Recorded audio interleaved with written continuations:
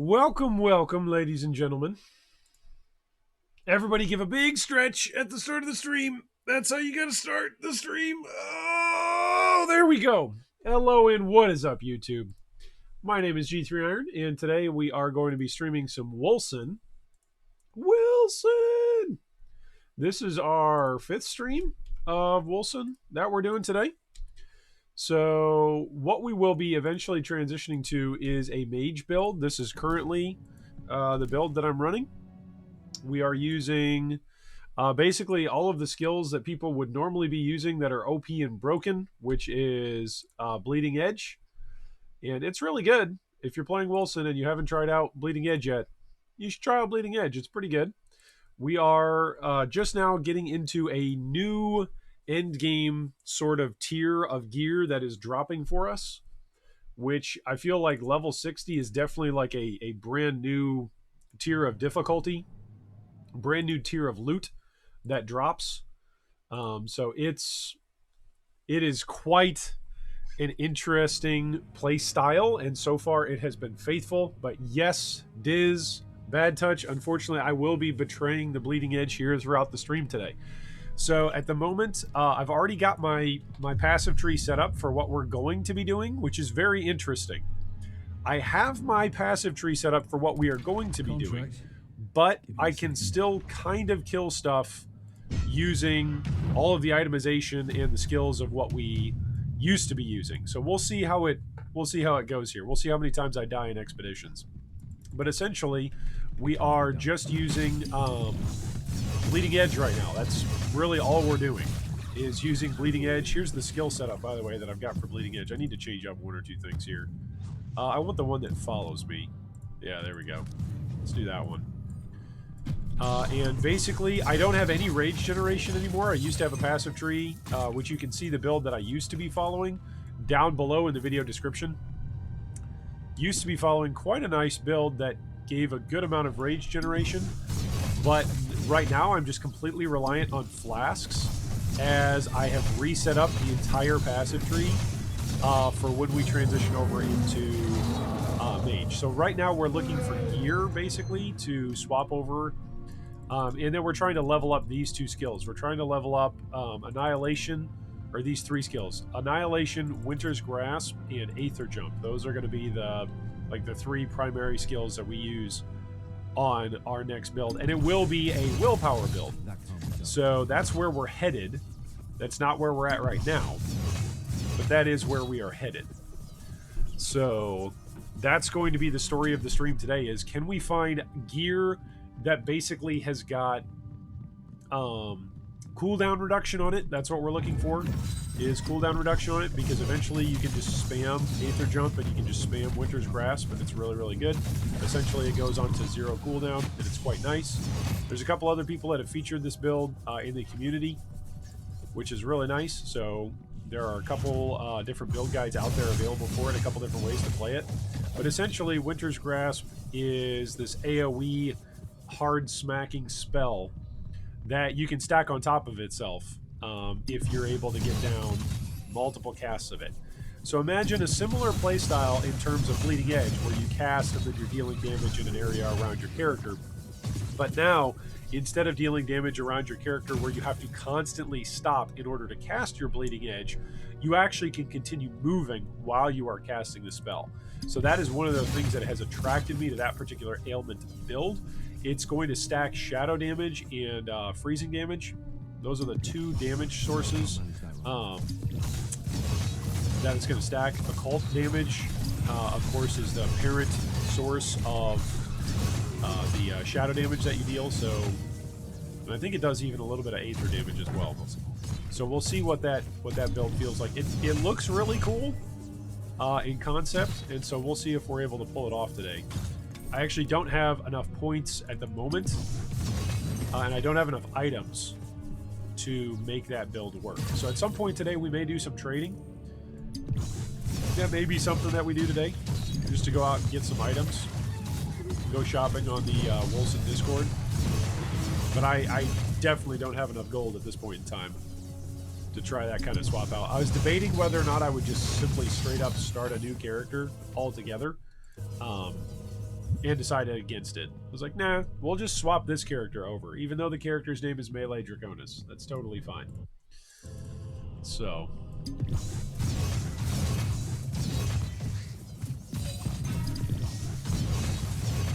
a cultist doing damage off of what? I did find something interesting though. Saw a YouTuber who showed that you can get % cult on all resist rings. Oh, nice. Amulets and belts. Then you get plus a cult and all resistance for the other armor. Nice. Got 2 to 3k to all resist 50% damage reduction. Yeah, that's one of the things that I'm enjoying about this particular tree that's set up is the damage reduction that is on this tree is pretty legitimate. When I swapped over to this tree, even without having all of the gear set up in the way that the build guide would suggest, again, I'm using a weapon that the build does not suggest. I'm using a primary DPS skill that the build does not suggest right now. That's how stupid the damage on Bleeding Edge is. You don't even need, you know, to have your passive tree set up. As long as you've got a decent weapon, Bleeding Edge will do just fine on its own.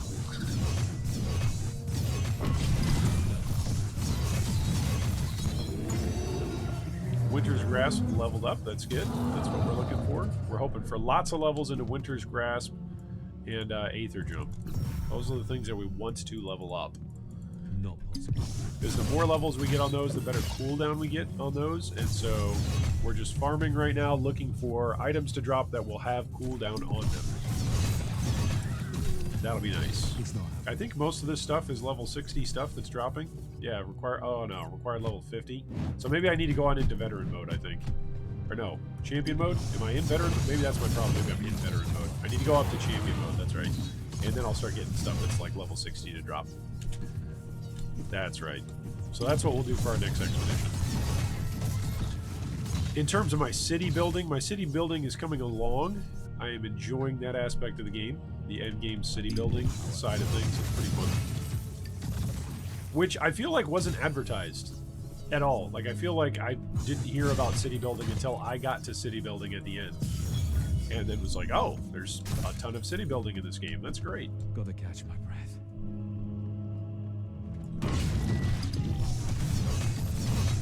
Alright, let's see if we can break this guy. Whoop. Before he breaks us. Yikes. Oh yeah, he's going down.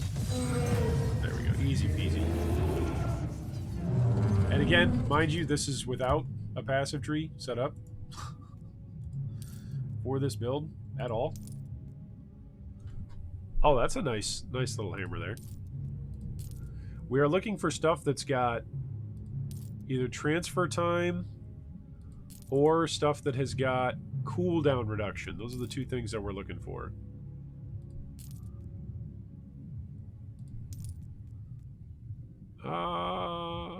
Nope.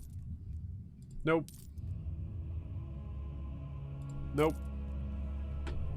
A legendary axe that does not look that legendary. Physical and lightning. That's nice.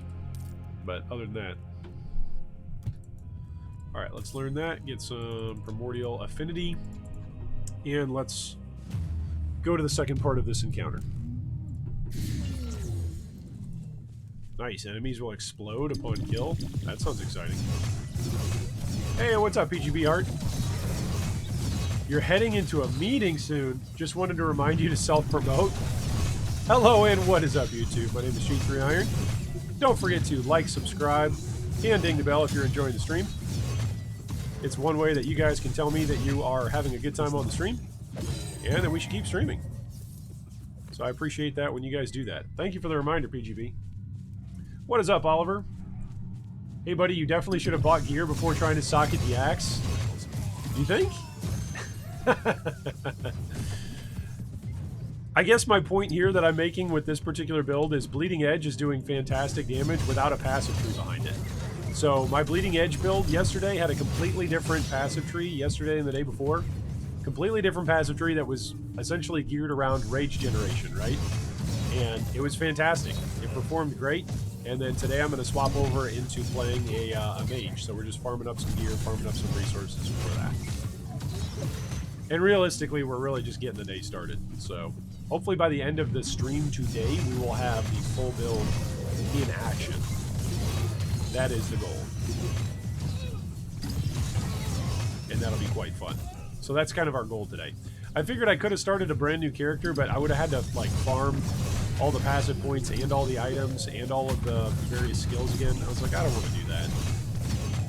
Not at the moment. I'd rather just spec an endgame character and see what that's like, because I'd like to see what their respec system is like, because I do that all the time in Path of Exile, respecking characters and swapping them over. So I wanted to see what the experience was like to respec and how hard that would be. How difficult of a process that would be. So far, it hasn't been too difficult. So, hey, shout out to Daniel Stottlemyre. Welcome, welcome, my man. Thanks so much for the big ups in chat, for the super chat. Woo! PGB Hart says, streaming is much smoother than the first few in the Wolcen series. Oh, that's great. So one of the things that happened, actually, was I swapped over from using OBS to using GameSplit. And that has made like a world of difference. It's just been a software swap. I haven't gotten a PC upgrade, haven't changed any hardware. The only thing that changed was using GameSplit instead of OBS. And apparently OBS is terribly optimized and just hogs a whole bunch of resources as you are streaming with it. And I am just coming out of the dark ages. Back in my day when we got started streaming and I got started working in gaming, we were all using OBS for League of Legends stuff. So that was not quite 10 years ago. That was probably 6 years ago now that we got started using OBS. And so all of my streaming knowledge and recording knowledge was all based off of OBS rather than off of any other program. So I was simply blindly loyal to it and went out and tried a new program. And lo and behold, boom, instant improvement on the stream. So that's good. Yeah, I'm not re-rolling another character because I don't want to have 10 characters in this game at the moment. I might eventually, but I wanted to legitimately see, okay, how easy is it to actually, you know, build swap at an endgame version of a build, right? Not only is this build incredibly tanky, I've got 58,000 HP, but now I'm just not taking, like, hardly any damage. Rarely do I take damage at this point. Now, granted, this is only, what, level 59 monsters, and I'm level 62, so realistically, nothing should kill me here, right? Unless I just absolutely AFK on a boss. Which is possible.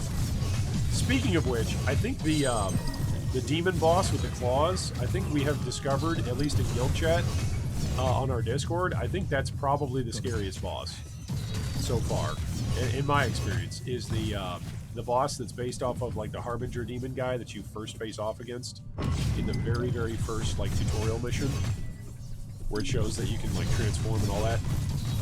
He is terrifying. Look at that, I'm barely taking like any damage whatsoever. The damage reduction on this passive tree is much, much better than on my old passive tree. Obviously, I have no rage generation, but who needs rage generation when you've got these massive potions, right? Bill Norris says, here's the real question, though. Do I call in sick to work tomorrow and finally buy the game since it seems a lot of the bugs are fixed? Hey, man, that's up to you. That is up to you. That's a good question. If you've got the sick days and you want to use them that way. Or you can save your sick days for when PoE 3.10 comes out. That should be in a little bit over a month. We're about 3 to 4 weeks away from that. So we're going to start all the preview stuff next week as Bex and the team over at Grinding Gear Games starts releasing more info about PoE 3.10. So we'll see. I think Wolcen, in my opinion, I think the overwhelming longevity of this game is going to be based on the amount of updates that they're able to pump out and the quality of those updates. And I think, without a doubt in my mind, this game right now, as it is in this state, as long as they keep updating it and bug fixing it, this game is worthy of being played at the end of every Path of Exile League. For me, if I'm done playing PoE, I want to hop over into Wolcen. Now, that's a game that's only been out for not even a week. It'll be a week tomorrow or a week today. So relatively new game. So take that for what it is. It's probably just a bunch of ARPG players getting hyped over a new game, right? That's totally possible. It could be that in a couple months we all go, that game sucked. But at the moment, I'm very much enjoying it. And the build diversity I feel like that's here, that's present, is going to just continue to scale as more items, more passives are added to the game, and more skills are added to the game. Which, by the way, I didn't say this on yesterday's stream, but loud and proud reminder, I am not sponsored to play this game. So, those of you that are wondering, hey, why is it that Iron is playing a bunch of Wolcen It's because I got 36 out of 36 in Metamorph, and I'm looking to play another game right now while I wait for 3.10 to come out. So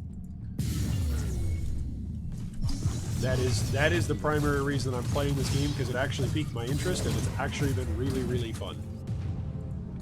Believe it or not, it's possible to play games that are just fun. Not everything is about, like, getting paid to do it. But that's just my own 2 cents. Oh, what is up, Michael? Welcome, welcome. Shifty, what is up, man? Yes, I am tanky. I'm tanky, though, mostly because of resistances. And because the resistances at this level, like, I'm over-leveled for this zone, so we're just doing this zone just to get a few points to get started for the day on our Endgame city portion of the game. Get a couple of projects completed. Which I think might be a really cheap way to, like, finish a bunch of projects at the end of the game. Like, if you're just looking to build up your Champions of Stormfall City, one way that you could do that, right, is... Oh, did I get stunned there? One way that you could do that, I guess, is just running a bunch of low-level encounters. I don't think they've changed the value on those or anything. So, if the value on those low-level encounters are the same as high-level encounters for running expeditions, like, if you've got a build that can just run through stuff really, really fast, why not just run through stuff really, really fast, right? So I don't know if anybody's cheesing the end game in that regard. I think a lot of players are still trying to push their builds, see exactly how far they can make it. I think the highest guy that I've seen so far is like 150 or 160 out of all the build guides that I've seen. Okay, so this is the boss room, so I'm going to have to come back here. Woohoo! Oh, here's that demon guy. By the way, this demon guy is by far the scariest guy thus far in the game. When he does that disappearing move, and he comes back up, yeah, look at that. I'm nearly dead. And by the way, this is with him being 2 levels behind me, 3 levels behind me. So when you're on par with that guy, you pretty much die. So that is where I use my my ultimate move. Is whenever I see that demon guy and he disappears from the screen, you just pop your ultimate. That is the best way that I've found thus far to negate his abilities. Of course, you don't deal any damage when you're in that ultimate mode. I mean, it got buffed a little bit, but it still doesn't feel that great. I think that demon guy is by far the scariest of all of the monsters thus far that I've encountered in the game. His moves are incredibly scary. The other one is the big giant robot. Big giant robot armor guy. Not this guy. This guy's not bad at all. I say that and he's probably gonna wreck me, right? No, we're gonna wreck him. But the other big tall robot that like walks around, Nope. he's much scarier. Alright, so we finished that one. We can sell some of this stuff. Did any of this stuff have that has transfer time. So we might want transfer time.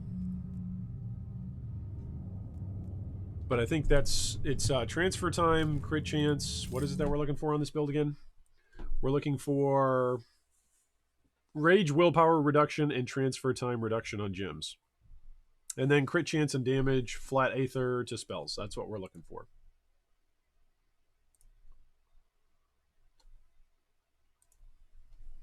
That's what we're looking for thus far. For our Winter's Grasp build. And of course we're leveling up Winter's Grasp and what is this? Aether Jump and Annihilation. Alright, so we finished that one. Do we get the expedition for it? That's the question. Yes, we do. Alright, so there you go. So you get gold, you get productivity, so you can farm stuff that's lower level. Never worry about dying. There we go. Hey, Seekers return back with gold. Okay, so we finished the Siphon Chamber, right? Say the word, and I'll begin calibrating So we the can turn purple stuff into gold now. I need to do this one in order to turn gold into purple stuff. All right, and that one we'll finish next round. Other things that I want to work on. Let's do the Trauma Center. That's better productivity. Is there another one as well? Ooh, this one would be good. That would give me permanent gold finds. Greetings, my lord. This one costs a The bunch council would to like renovate to the discuss shipyard. Here's the dark market. This was the thing that was busted, right? This is I need the planning committee 3. Okay. So planning committee 3, let's work on that. Work will begin immediately, my lord. We will begin immediately. Excellent. And then let's send out mage armor. Let's go send out for that. Just imagine. And send out for that. Okay, about to there we go. endure. Away we go. All right, let's sell this stuff. Anything that's got... Oh, resistances, by the way. I found out. Welcome, Tengoku. Welcome, welcome. I found out through reading a whole bunch of guides. Basically, all I've been doing most of the day has been reading guides. Most of this morning. And one of the things that I found out, just one of the things I found out, is that this particular build guide creator just basically stacks resistances on all of his stuff. Rather than stacking life, he stacks resistances. He's at like level 80 or 90. With I think half of this health. He's got like in the 30s, 40s health at most. And he's able to fight into the 80s and 90s for the veteran progression system, like whatever you want to call it, Greater Rift 80, Greater Rift or map level tier or whatever, delve depth, whatever you want to equate it to. He's fighting level 80 and 90 monsters, and he's only like in this level 70s or 80s himself. Much smaller health pool, but much better resistances. So that is something to consider. All right, so let's sell. Welcome to my humble stand. That gives better transfer time reduction between willpower and rage. Basic attack projectiles bounce. Duration to weakness. So that actually looks okay, right? For the stats. It's terrible stats, but that's the rolls are actually what we want. Rage and willpower cost reduction. That's actually good. The material damage we don't care about for when we weapon swap over. I could use...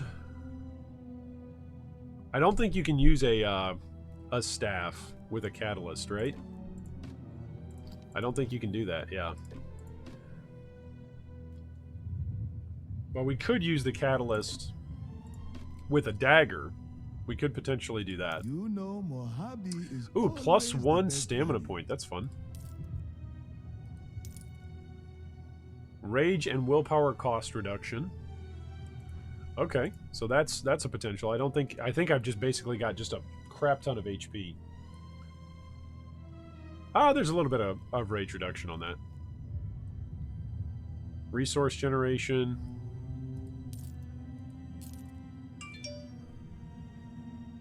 You know, Mojave is always the best value. What is this? Cooldown reduction on skills. That would be good. If I could get cooldown reduction on skills on a chess piece that's got tons and tons of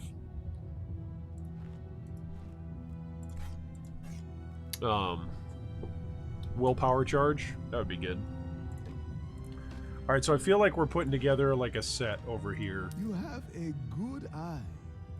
Alright, shields are no good. Bows are no good. Pants, no good. Ooh, is that better? That's actually got 2 rolls on it. 22% transfer. No, the other one's better. Willpower regeneration. Elemental status ailment chance score. Yeah, that's just a better staff overall. And this glove. Yeah, okay. So let's put this into like our next... Do I have another one of these? No, I've got this one. Okay, so let's put these over here. Can I not do that? There we go. Let's transfer these into this third tab, so that way that third tab is like ready for us to use. Alright, that's a topaz. There we go.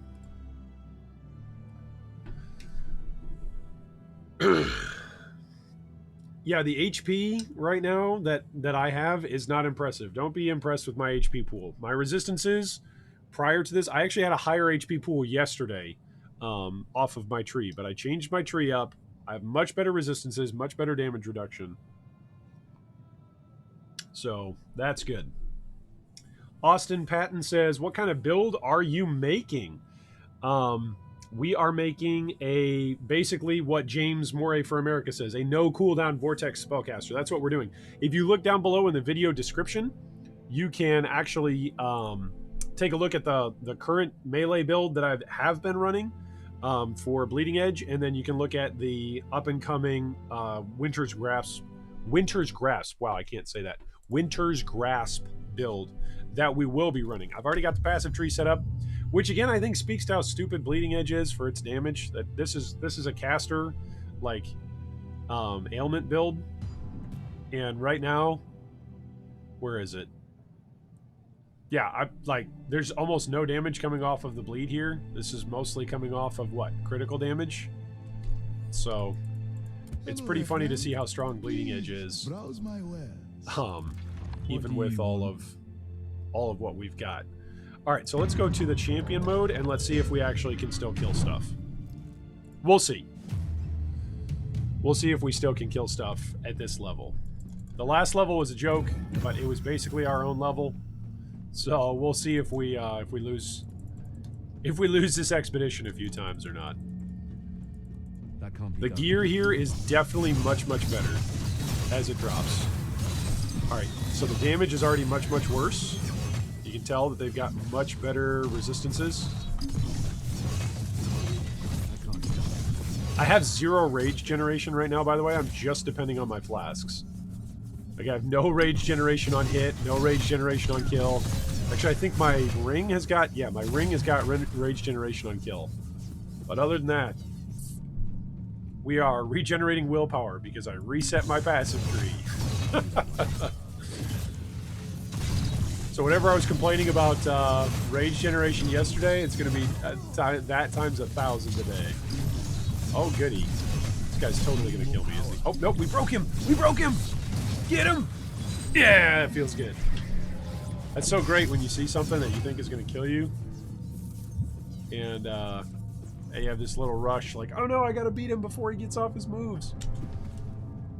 It can't be done. Again, Bleeding Edge.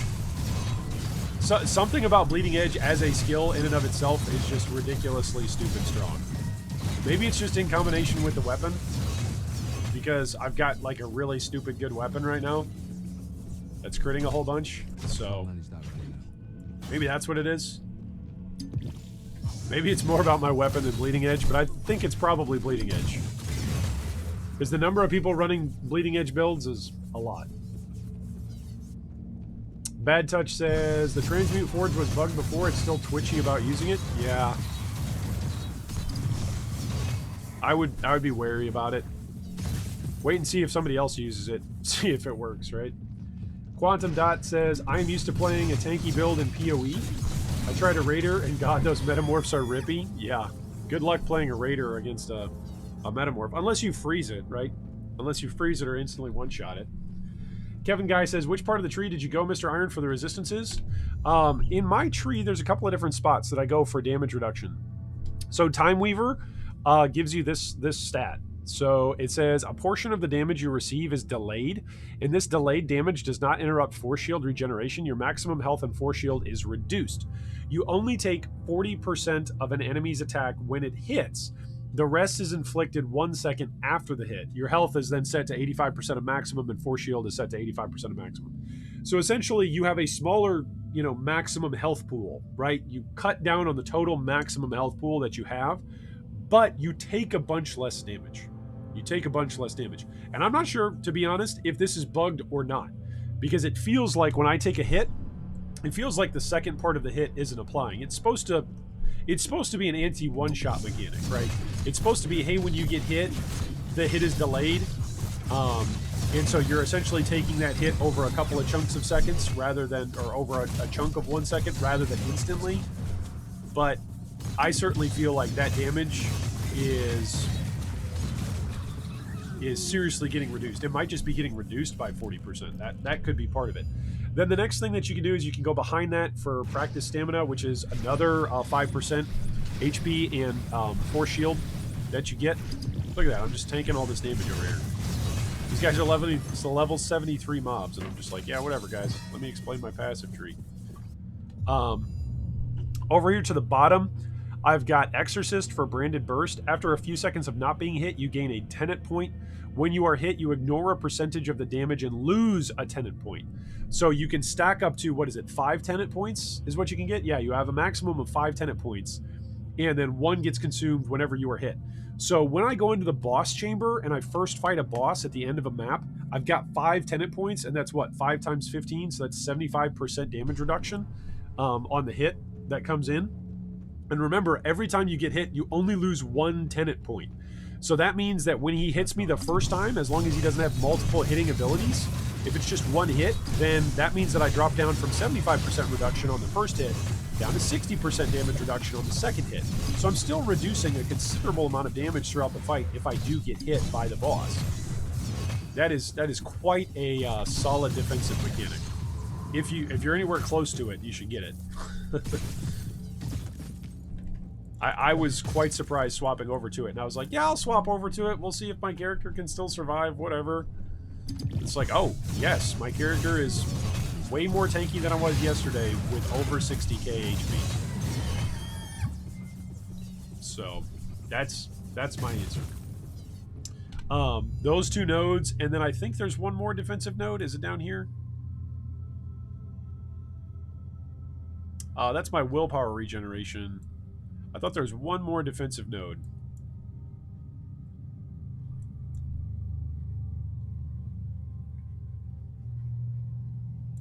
I think it's over here. Yeah, I think it's over here. So essentially when you curse an enemy, right? Where is it? When you do occult damage, I believe it's curse, right? Yeah, curses can be stacked, and curse increases the damage taken by the target. Is it weakness? Is that what I'm thinking of? Yeah, reduces the damage by the target. I believe there's a variant of this build that stacks weakness. I'm not sure where it was on the tree. I was looking at it earlier. That essentially you stack a whole bunch of weakness score, and you can actually play it like it's a support build. So you can be a guy who's just running around essentially smacking weakness onto your target, and your buddies can be actually dealing DPS, and then the target that you're actually fighting doesn't deal that much damage because they're weak, and your weakness is very highly effective and very highly consistent. And then you can dedicate a whole other character to actually dealing damage. So you have one character who's just applying weakness, which reduces a whole bunch of damage that enemies can do. And if you've got an occultist, somebody who's dealing a whole bunch of occult damage, which is what I'm eventually going to be doing, that applies the curse effect that makes them take additional damage. So that's pretty good. If you can interact with those 2 buffs, you're essentially boosting your own damage as well as any damage that gets dealt to that particular enemy, and you're reducing the amount of damage that that enemy can potentially deal. So it's quite a good. Those 2 status afflictments, or whatever we want to call them, status ailments, I think those are two of the ones that I've looked at so far and been like, okay, I'm actually considering building around this. Which the Winter's Grass build that we are going to be swapping to, like, a lot of the damage that we're going to do is actually shadow damage, aether damage. I believe it's aether damage. Which I believe has a chance. What does aether damage have a chance to do? Do-do-do-do-do-do-do.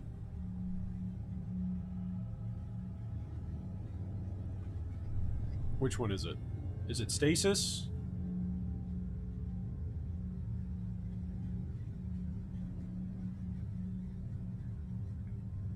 Yeah, this one is through Sacred. Aether is the stasis. So it just straight up like slows everything down. And then I think it's this one. Yeah, when applying ailments, more stacks are applied to the enemy. Other forms of damage are less potent. So I believe this is like the next big passive that I go to. And I can apply these 2 ailments, which I think are stasis and frost, I think are the 2 that I actually apply. If I'm remembering that right, I'm looking at the build right now. I think those are the 2 ailments that we use. I could be wrong. But I think Winter's Frost does both, because we actually convert some of the damage. Yeah, we convert We convert base frost damage to shadow damage. Increases the chance of inflicting curse. Yep. Look at that. Curse chance, 89%. That's incredible. That's a lot of curse chance. So I can't do that right I like the way how the build has looked on a couple of different guides, and so we'll see what it actually feels like to play. But we gotta farm up to get there. We gotta farm some gear. We gotta farm some currency, and then we will make the full-on swap over with our gear. now. It can't be done. Basically, once we find a good staff, I can even swap over just to be using staff skills. Like, just straight up. Straight up staff skills. Because we're leveling up Annihilation, and Annihilation seems pretty fun. Annihilation basically seems like, it pretty much seems like Scorching Ray, but it's like an occultist version of Scorching Ray. So I'm excited to try that out. Basically, the players who are using Winter's Grasp for clear are using Annihilation or other boss killing abilities. You can also use Winter's Grasp, depending on the boss. But if you want to stay away from the boss, you can be channeling Annihilation. And you're essentially standing half the screen away, just channeling a beam at him. Doing your best Goku impersonation. Right? Goku does that? You guys will have to... You millennials in chat will have to correct my anime slip-ups.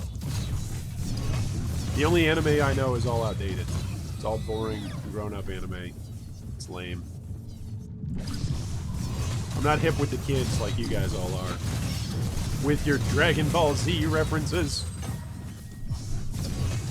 I do know Death Note, so if you guys like Death Note, I know that one. I can make Death Note references. Love me some apples. Whoa, there's a lot of damage that just went down there. Whatever that was, it did a lot of damage.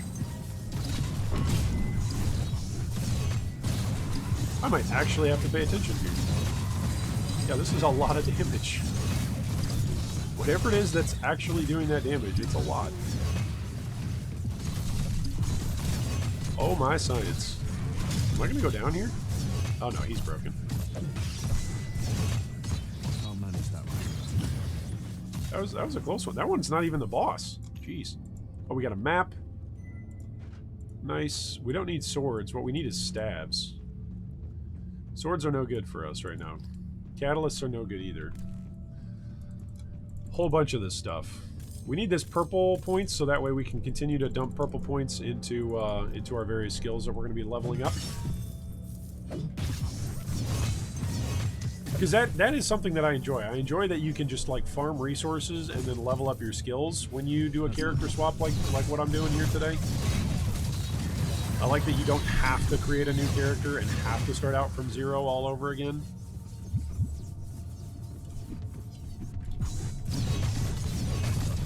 I'd prefer not to do that. I don't know anybody that enjoys action RPGs that wants to start over on a new character if they had the option not to. Maybe you guys would. I don't know. If a game is truly a class-based system, then yes, it makes sense to always have to restart your character if you want to make a swapping class. But if it's a class-less system, like what Wolcen is currently, then it just makes sense to say, okay, forget it. We're just going to let you keep your character, and you can reset your passive points, you can reset your stats, do whatever you want. That was actually part of my motivation in this particular build swap, is because I didn't have to reset my attributes, because basically the attributes for Winter's Grasp are the same attributes for Bleeding Edge, which is stack ferocity, stack critical chance.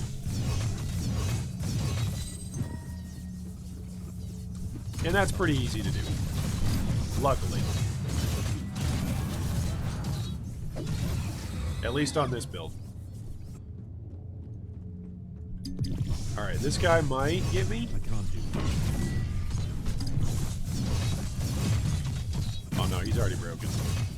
Was this the first boss? I think this is the first boss, level 73. I think this is the first one. Alright, let's go sell everything. Where's the trade shrine? Here we go. Alright, sell this. Ooh, that's a lot of resistances.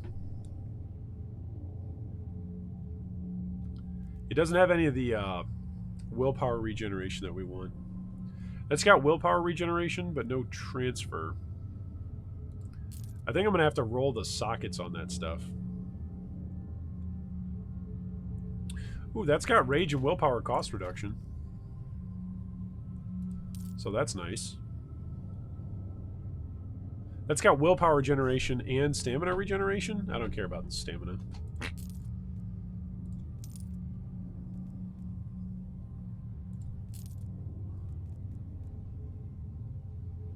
Oh, that's cooldown reduction on all skills. And it's got a lot of resistances, so we might save that.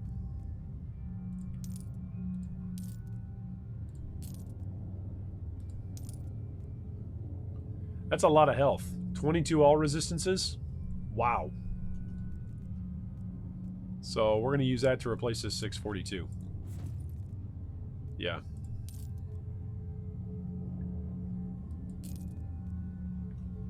Whoa!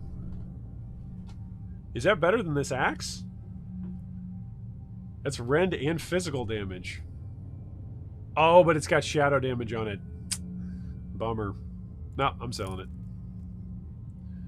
Get rid of it.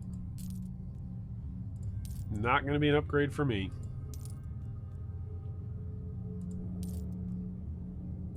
Alright, this is the one with the rage, yeah, reduction. What else do we got here? Transfer time reduction between willpower and rage. Stamina regeneration rate. Okay, so that's a potential save for the helmet spot.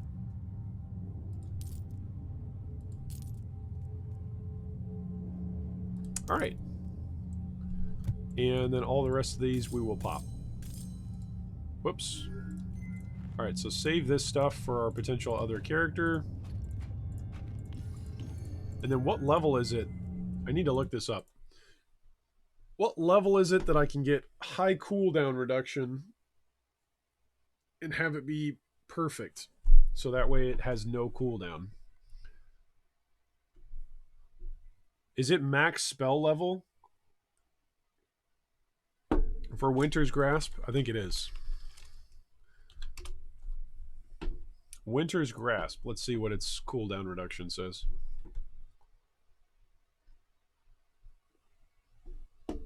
Of course, nothing helpful.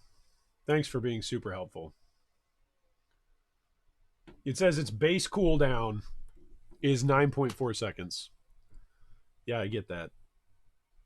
But that doesn't tell me how it scales leveling-wise. Dope. Quantum Dot says, I would really like to copy my character because I never want to get rid of my old concepts. Oh, that's fair. That's a very fair point. Kirky says 62. 62 is the max level? Okay. So we just got to farm enough purple to make this thing 62. What level is it right now? It's level 45. So we just have to get enough purple so that way it's what? 17 more? 17 more levels? Is that doable? That's the question. Whoops. Are you sure you want to continue this expedition? No, I actually want to pick up this stuff because I'll want to sell it here in a little bit. Whoops. So let's go over here. Sell this stuff. Yeah. And away we go. Yeah, I think I'm going to need... I don't think I need uniques, actually. I was looking at this one guy playing this build, and according to his itemization that he's got on the video, he doesn't have any uniques, so... Alright, we got a companion now. Woohoo! Got our snake boy. These guys right here, the mortar beasts, I don't hate them because they do damage to me, but they might be the most annoying minion in the game to fight because they can knock you around. And so if there's other monsters that are close to you, then these guys do their kick. It's just obnoxious. If you don't kill them right away, they'll kick you away. I need more power. Oh, there's going to be a lot of bad guys here. Oh, boy. So normally I'd be using Sovereign Shout right now as a rage generation mechanic.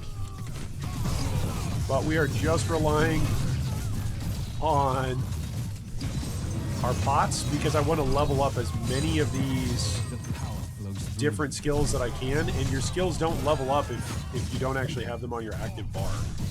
Like, you have to use purple passive points in order to level something up. Immortal Offering, rend damage. Nice.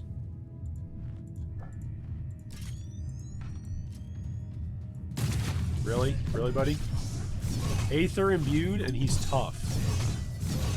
You're right, he's tough. Look at him. That little tiny sniper guy is actually tougher than some of the bosses we've fought. He's tougher than Hemlock. Holy moly. Oh, spoilers. No spoilers. I didn't say anything. You don't fight anybody. You especially don't fight anybody you're related to. That definitely doesn't happen during the story. Oh, what are you saying, Kirky? No, max level 90, I-60, I-10 runes. Yeah, I think I thought that it was somewhere in the 60s though that people were saying you had to get to in order for the skill to become 0 cooldown. Kevin Guy says, "Is it safe to stash items now?" Kevin, I honestly can't answer that for you because I have never had any problems with my stash tab online. I've had problems with several other bugs, but never the stash tab bug. So if you've lost items on your stash tab, I don't want to tell you that it's going to be safe and then have you log in and God forbid it's still bugged. But from all of the reading that I've done today, I haven't seen anybody complain that it's bugged.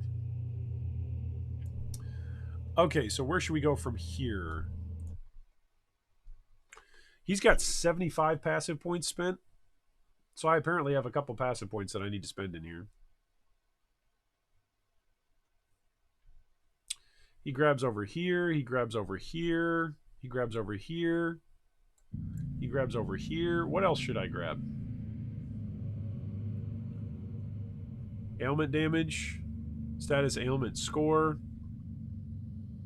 I could get cooldown, right? I should search for cooldown.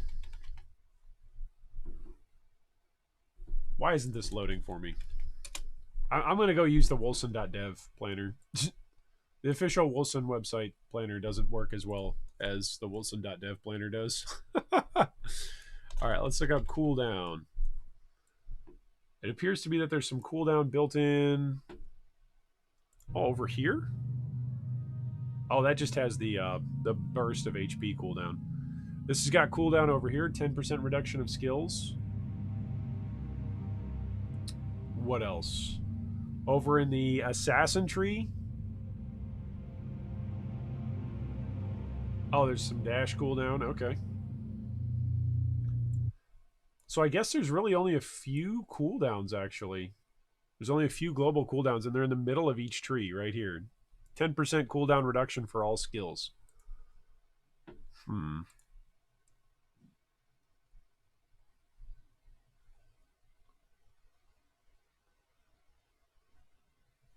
Health regen? Yeah, that sounds like that would be nice. But I think I actually just really want... What is this? That's critical hit damage, so that's a lot. That's actually a lot. Maybe I should grab that as well. Oh, additional stamina points? That could be nice, because then you're bouncing around faster. 25% damage when only one enemy is within range? Okay, let's grab that. Sure, that'll help us on our build presently while we farm, as well as later on. So we'll do that as well. We'll do that as well. We'll do both. Then maybe we can get some stamina points. Okay, dump more points into ferocity, because we don't have enough, clearly. Do I have 2,000 ferocity? The answer is I don't have enough then. It's as simple as that.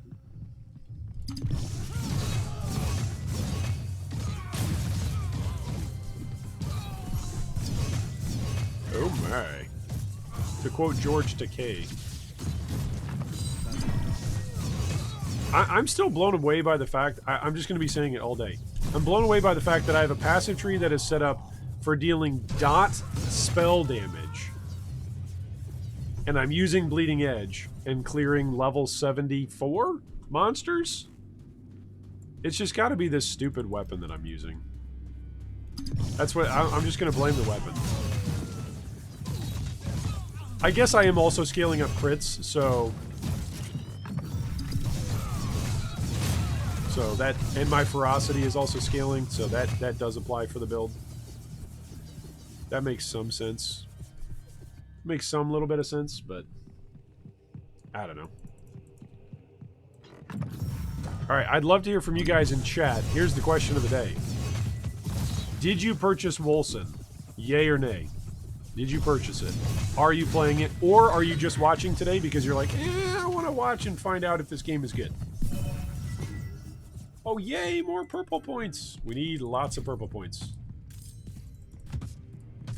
As many purple points as we can get. I think I'm going to start converting my gold into purple points once I can. Just get as many levels into this thing, Winter's Grasp, as we can get. That's going to be our goal. Get as much cooldown as we can get, as much willpower regeneration as we can get. I'll probably still roll 2 willpower pots. But by far the most important part is the cooldown reduction. I need cooldown reduction on all skills.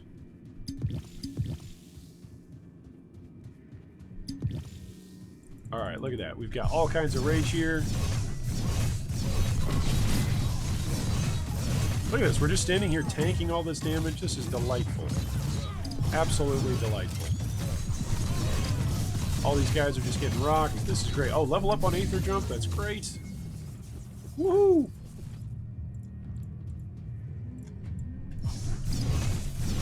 Once again, proving that maybe the best way to level in this game is actually using Bleeding Edge. And then once you're set up, then you swap over to something else. I feel like Bleeding Edge is probably like just a good generic starter skill. I feel like that's why so many people are playing it, because people don't actually want to get in and try things out or risk things. Also, the reality is, as we've continually seen over the last like 24 to 48 hours in guild chat, like in our Discord server in guild chat, people are posting all kinds of items that have got stat rolls on them that weren't even possible to roll prior to like level 60. So as you level up and progress in the end game, like rare items, magic items, legendary items can all roll like essentially new stats that you had not previously seen before. So it's quite interesting to see that the game rewards you for going deeper into the end game. A lot of people were saying early on that the end game like had 0 point to play it. And I would say right now it's definitely not as in-depth as PoE's end game, right? It doesn't have hundreds of different Masters missions to run and maps and dozens of different end game bosses to fight. Did I just freeze? No, I didn't. Okay. I thought I froze. It looked like I froze there for a second. So it doesn't have, you know, an equivalent of Uber Elder or Shaper at the moment that we know of, but maybe it does. Maybe at like depth level 180, maybe at the max level there's like something new that nobody's gotten to yet. You never know. And if there's not, then there certainly will be, right? Because action RPG players don't stick around for games because of their low-level content. We all stick around because of the end-game content. Well, those of us who have bought the game. Bill Norris says, haven't bought the game yet, but will for sure. Okay, that's fair. Quantum Dot says, nay, I will wait for bug fixes and see what they do with expansions. Not worth the buy right now. Yep, that makes sense. Not possible. 9 something says, I bought it and playing a Bladestorm build. Nice. Hope you're enjoying your Bladestorm build, my man. Let's grab that health globe.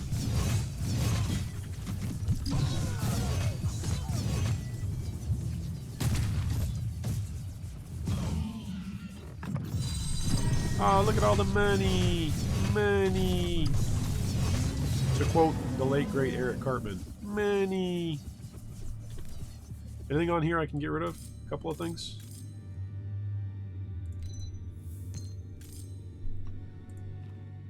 Pants. I guess the dagger. I could keep the dagger. I should kill these guys, huh? Yeah, I should kill these guys. Any other rings or anything? Gauntlets, maybe? Alright, let's go slay the boss. I can't do that. Assuming we can. What hubris? What hubris, Iron? Hi, my name's G3 Iron, and I'm known for being incredibly arrogant in action RPGs. Especially when I have no idea what I'm doing. There we go. That guy fell down pretty easily. So this guy should fall down pretty easily too, right? Oh no! It's the shield charge guy. Now this guy is truly obnoxious. I'm totally gonna run out of stamina juice here. I'm gonna actually have to auto attack. Oh no! No! He's got me. He's got me. Down we go. That's okay. We got 3 tokens here. We'll get him. Maybe we won't. Well, ulti. There we go. That got him. Easy enough.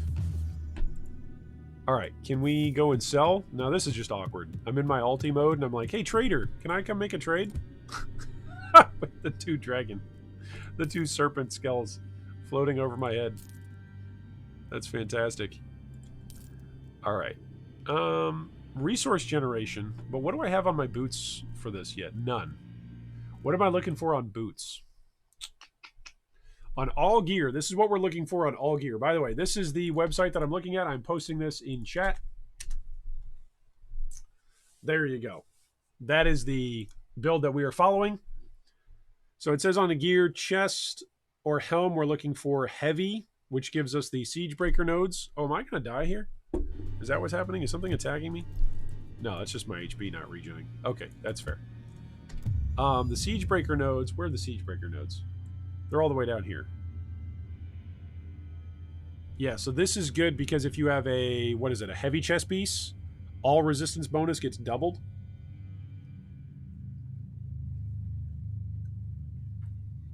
So that's quite good. And then you gain an all resistance score equal to all resistance score on equipped heavy chest piece. I don't think both of those count. I think that's if you have a sorcerer chest piece. I don't know.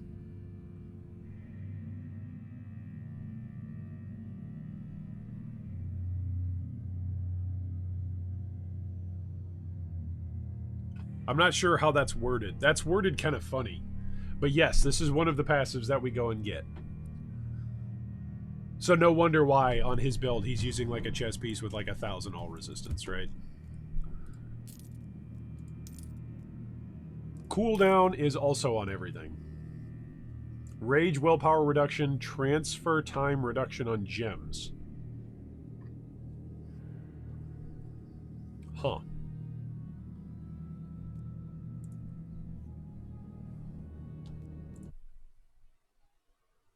That's interesting. Yes, yes, interesting. Bill says PoE's Endgame is a culmination of lots of previous Endgames too, though. Oh, absolutely. You're absolutely right. That's 469 all resistance with a couple of gem slots. It's got 18% transfer time reduction. That's good. And it's got resource generation. I might just keep that one. Is that one better than this? 23 cooldown reduction on all skills. That one seems better.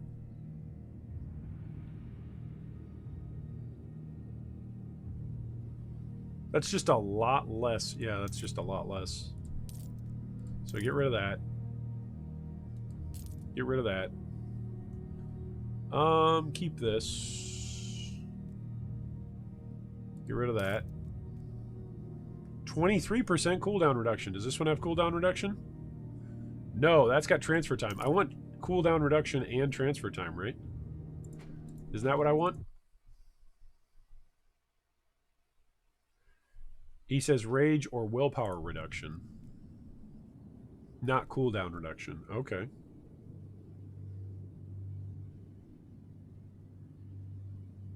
Oh, but that's stamina regeneration anyway. That's the transfer time that it's got on there as well. This one doesn't have transfer time. We'll keep it anyway. We'll keep both of them, actually.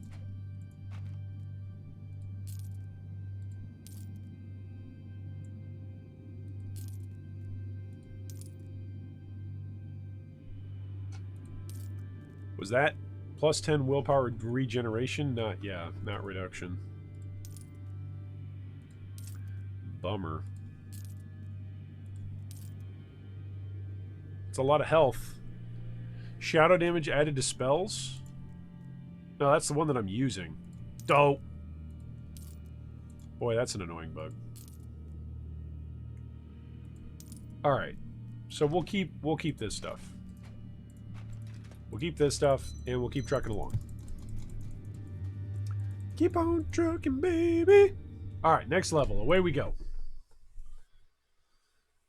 Bill Norris says, maybe Wolcen will add a new league type system where we take over new cities too. Oh, that's interesting. That's a good point. They've got options for that. Diz is trolling me in chat. He says, don't buy the game. He's a paid sponsor. Who isn't telling you? LOL. Yeah, there you go. I did forget to say that yesterday, so it's a good reminder today. I have to remind everybody I'm not a paid sponsor of the game. It is possible. I know it's tough for people to realize this, but it is possible for people to just genuinely share their gameplay with their friends on the internet. I know that's a strange concept, but some people do enjoy doing that. Quantum says, honestly, most likely by the time they fix the game and add some more content, I will be knee-deep in PoE 2, and what happens? I don't think you are getting me out. Yeah. PoE 2 is still over a year away. Like, the earliest they said they would come out with PoE 2 would be, I think they said December of 2020 for like a beta. So I don't think...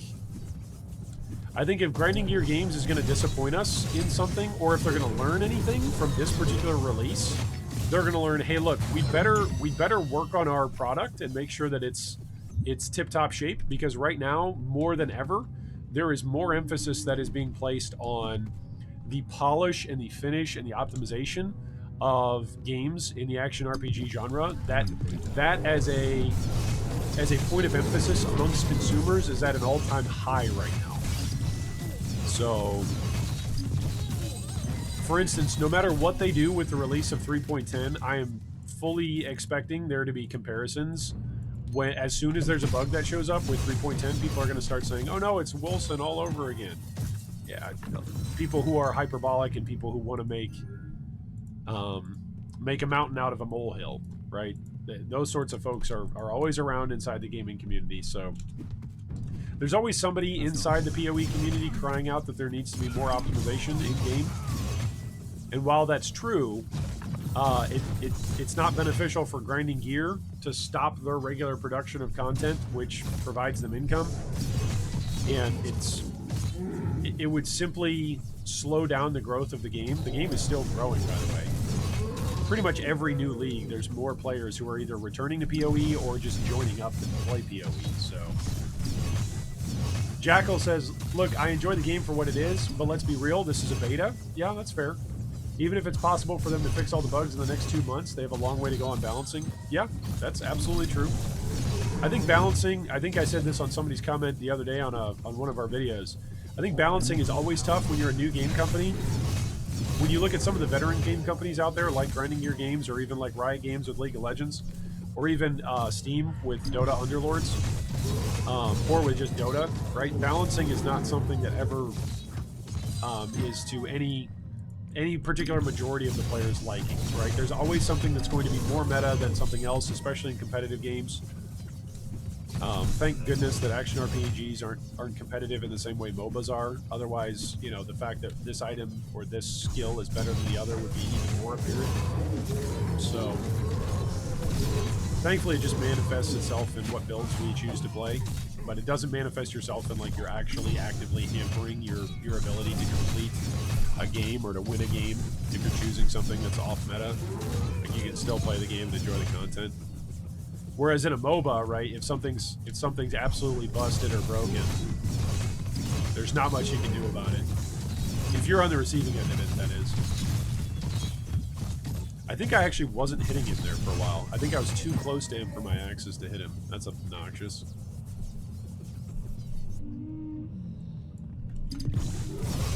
Quantum says, yeah, for sure, knowing GGG, the more competition they have, the harder they work. Yep. And that's true in any industry, right? That's the foundation of capitalism. I'm not going to get into some big, massive debate on the merits or the demerits of capitalism. But supposedly, if you've got competition in a marketplace and you don't have consumers that are being forced into purchasing one aspect or one company's product versus another, then competition should simply be better for the consumer, because it means that companies have to work harder and come up with better ways of earning your dollar or earning your time in this case. Because the reality is most of us nowadays we put in way, way more time into games than what they would otherwise be worth if we were purchasing them for their entertainment value, right? Like, if you've put thousands of hours into Path of Exile, you would have had to have spent thousands of dollars for it to be roughly equivalent to what you would spend if you were going to the movies, if you were going to an amusement park, if you were enjoying another hobby, if you were purchasing AAA games to cover that same amount of time. Like, the amount of sheer content and replayability that's available in action RPGs is mind-boggling. Like, I've already probably put in 40 hours of gameplay into this game over the last week. Not quite 40, maybe 25 or 30. And it's just ridiculous, right? The amount of replayability that you get. You're essentially doing the same thing over and over. You go into a room, you kill mobs. You go into another room, you kill mobs, right? So that's not a new concept. It's not something that's new to the genre. It's not something new to any game that comes out in the genre either. Oh my goodness, I'm gonna go down. Whew, I got no rage.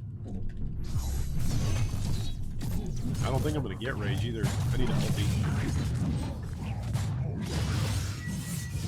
Am I actually doing damage? Am I doing damage? Yeah, I'm kind of doing damage.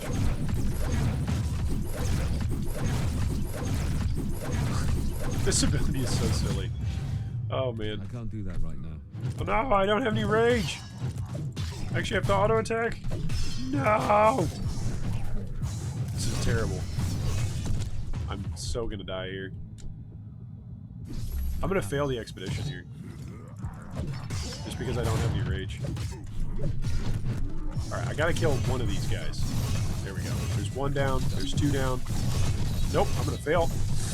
Oh, get out of there! Get out of there! Oh, no! I'm down to my last one.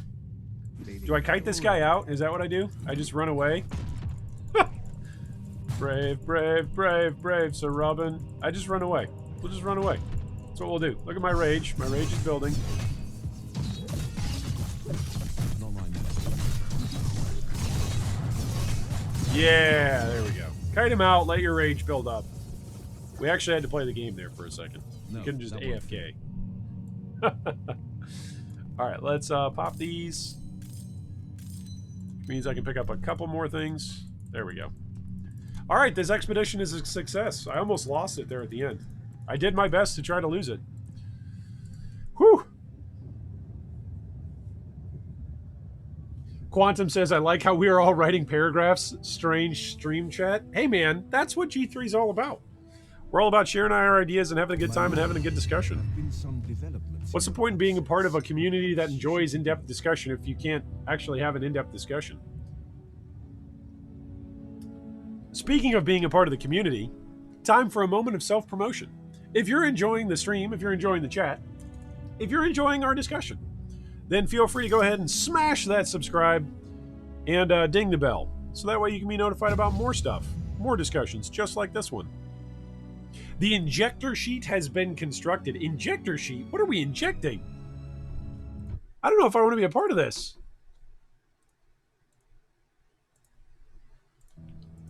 What are we injecting here? It's kind of spooky.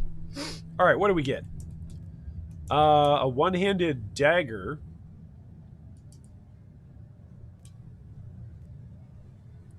Willpower regeneration. That's nice. I guess we'll take these. All right, they came back with gold. We got 79,000 gold. Planning committee will be done probably in what, 2 more maps or so? Oh, hi again. I suppose Create 1,000 primordial. Wow, how much of these can we do? That's amazing. That costs 50,000. Okay, do that. That's great. Can I do this one too? Yeah, just do that. Create all this primordial affinity. This is great. I guess the ratios are better? Is it that the ratios are better? Whenever you think you're ready. I'm sure neither of us have anything urgent to attend to. Maybe the ratios are the same, but it's just the amount of projects that you take on? Not the most risky venture, but if that's where you want them to go. Not the most risky venture, but if that's where you want them to go, yeah, that's where I want them to go. I know it's not risky. That's why I want you to go there. Just go make me money. You should have brought a pack horse. Don't be shy. Mojave has Okay, was that everything a staff any soldier good needs. before I throw it away? 25% transfer time. And it's got two sockets, so we'll keep that. The quality on this one is unmatched. Oh, that was the cooldown reduction. Those are cooldown. Look at that. 17% cooldown reduction for all skills. That sounds good. Holy moly. Resource generation move speed. Oh, that's You have nice. a good eye. We're looking for all resistances, willpower, and rage cost reduction. So I think we're gonna. Oh, but this is a pistol. Getting rid of that. Getting rid of that. I think we're gonna keep this wherever it is. Where did it go?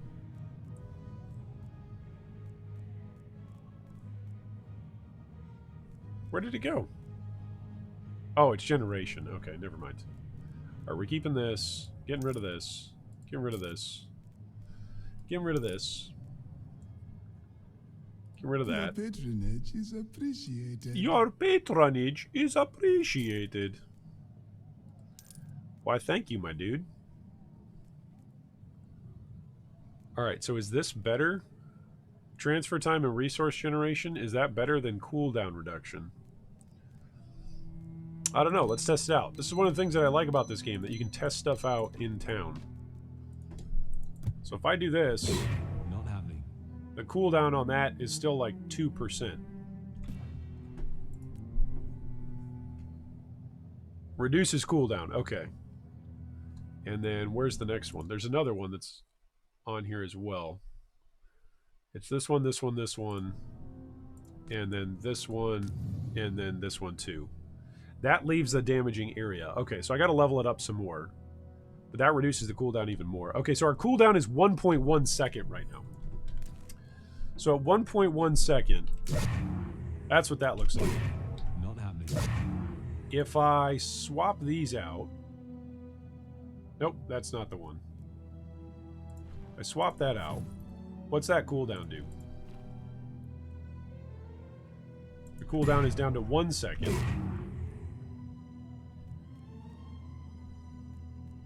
This is even more cooldown reduction. I can't do that. That's down to 0.7 seconds. 0.8. 0.8. Alright. That's just resistances, yeah. That's rage and willpower cost reduction, so that's nice. This is cooldown reduction. There's no cooldown reduction on these pants. Let's try that. What are we down to? 0.7 seconds. That's transfer reduction time, whereas this one's got the cooldown on it. Alright, so I think that's what we want. I think we basically want to do this. And then as we... Where is it? As we level up this guy, we're going to get this one, which leaves a damaging area on the ground for a few seconds. I believe that's what we want to do.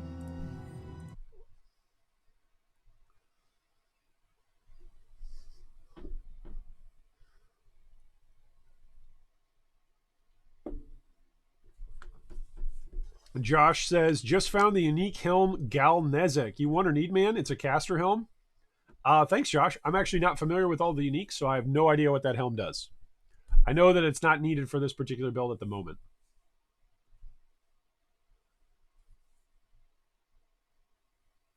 Kyle says, wait, hold up, G3 Iron. You got any sponsors from any of them? No.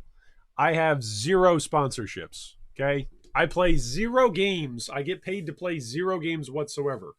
Do you know who pays me? Our wonderful, generous Patreon supporters who are like, hey, I like discussions like this. Let's make sure that there's more discussions like this. Those are the people who pay me.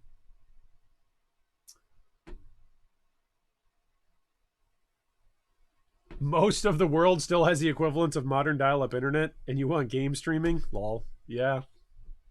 All right, so I want more cooldown reduction. That's what we want. We want as much cooldown reduction as we can get. That's what we're learning here. Cooldown reduction is the name of the game. So I still need a couple more pieces with cooldown reduction. Like this one has got Rage and willpower cost, but neither of these slots have cooldown reduction. I wonder if rings can offer cooldown reduction. Is there any cooldown on this? They would be too lucky just to get like, oh, here's your perfect item inside my shop.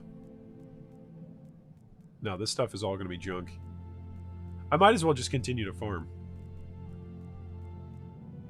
Yeah. But we're getting close. We're getting close. We're at what? 0.7 seconds? If I go spend all of my purple points into leveling this thing up, let's see what that does.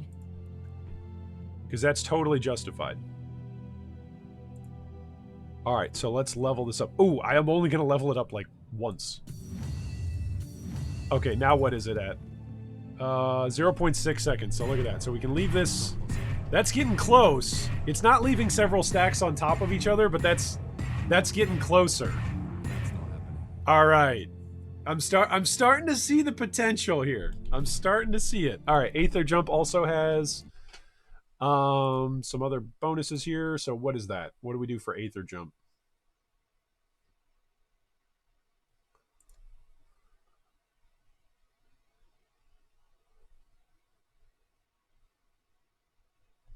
For Aether Jump, we want 1, 2, and then basically everything down here. Okay. We want this one. Casting the skill removes all crowd control effects. That's nice. Increases attack speed and spell casting speed after using this. Reduces cooldown. Allows the skill to be cast multiple times. Each recast has an increased willpower cost.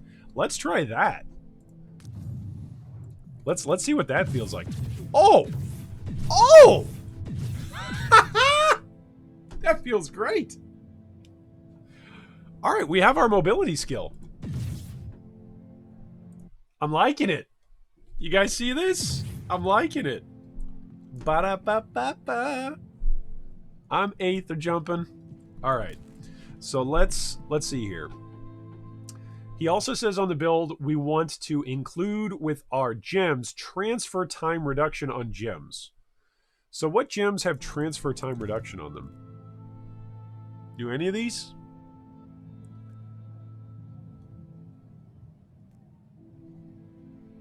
Oh, right here. Amethysts. Transfer time reduction between willpower and rage. Okay. And they are support 3s, is what they are. Which basically would be our belt.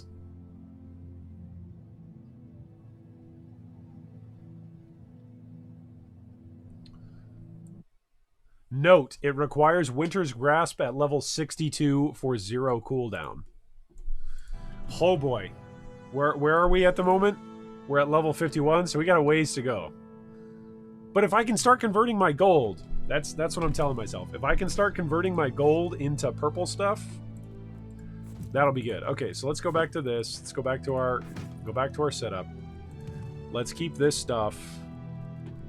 Oh yeah, did I have any other? No, this is willpower reduction. That's willpower reduction. Okay, so it's not the cooldown. Here's my cooldown set. That's what I'm going to do. I'm going to put my cooldown set over here because it's cool. So that's why it's down. It goes down because it's cool. All right, so we're going to put this over here. Does this have cooldown? No. This does have transfer time, right? That's what's up here. Oh, this has got cooldown. Yeah, but this has got way worse cooldown. We're going to sell that. This has got transfer time. Why am I even keeping this? Just resource generation? Rage and willpower cost reduction. That's pretty good. Rage and willpower cost reduction. Okay, so we'll save all that stuff. All right, so we're going to get rid of this. We're going to get rid of this. That's willpower cost reduction. That's just resistances. All right, so we're going to keep these gloves. Come again. So those gloves actually look like a decent set of gloves. Let's come over here and drop down some of these guys.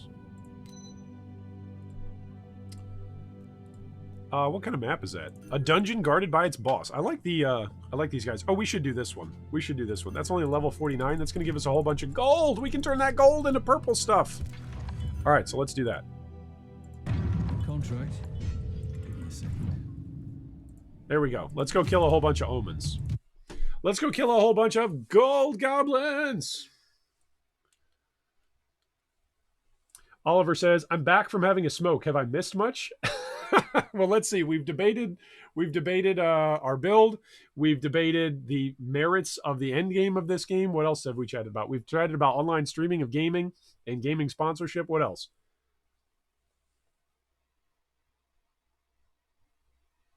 And now we are having a debate on streaming. That is what we are doing right now. We need 11 levels more. Yeah, we can get 11 levels. That's not a problem. We can make that happen. Can't do that right now. Not enough rage. Our rage is beyond our control. I should have named this guy Ooter. The Ooter build. Our rage is beyond control. A little League of Legends joke. Little League of Legends joke for those of you who enjoy some League of Legends. Are these guys going to kill me? These guys are level 73. These guys are legit. Holy moly. But I got my Juggernaut up. Yeah, we're fine. We're fine. Oh, there's the gold guy. We're going to go get that gold guy. We're going to go get him. Not yet, but we will. All right, let's pick up all this stuff because this is actually decent tier stuff. This is level 60 or 70, 73. Can't manage that right now. All right, so the trick here is I don't have Warpath or Wings of Ishtar up right now. So I guess I could just like swap over to Wings of Ishtar if I wanted to instead of leveling up Annihilation, but I kind of want to level up Annihilation still. So we're going to do that. I can just use my regular stamina to get up and close and personal with the little omen. Get the scarab! Get the scarab! Get him! Look at all the gold! Yes! It's so much fun to chase those little guys around. I think that might be the most fun that I have in this game, or indeed in Diablo 3. In Diablo 3, when Diablo 3 first came out and you could chase down treasure goblins, that was great. And you could play the Exploding Fist Monk. Do that right now.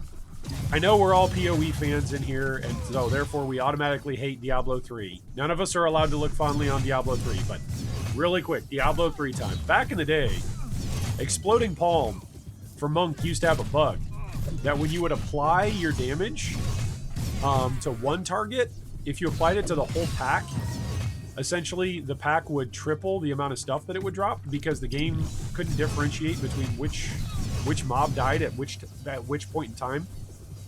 Because the way how the damage worked was once it was like either 30% or 33%. There was an HP percentage that as soon as the thing that you had tagged took damage at that point in time, like it exploded, right? And it did its damage to stuff that was near it or adjacent to it. So what essentially you do is you group stuff up, apply your palm, your exploding palm or whatever, and then you blow everything up at low HP, and so it would all blow up at the same time. It was only a bug that lasted for a few weeks, but that was a fantastic bug. I built a monk just for that purpose, to farm up currency and to farm items, because it was great. It was just great. I remember that was Blizzard, a AAA developer that couldn't figure out how to code that. That was pretty great. Woohoo! Come here, little guy. Come here. Got so many blades for you. Oh, thank you for the gold, buddy. Thank you, thank you.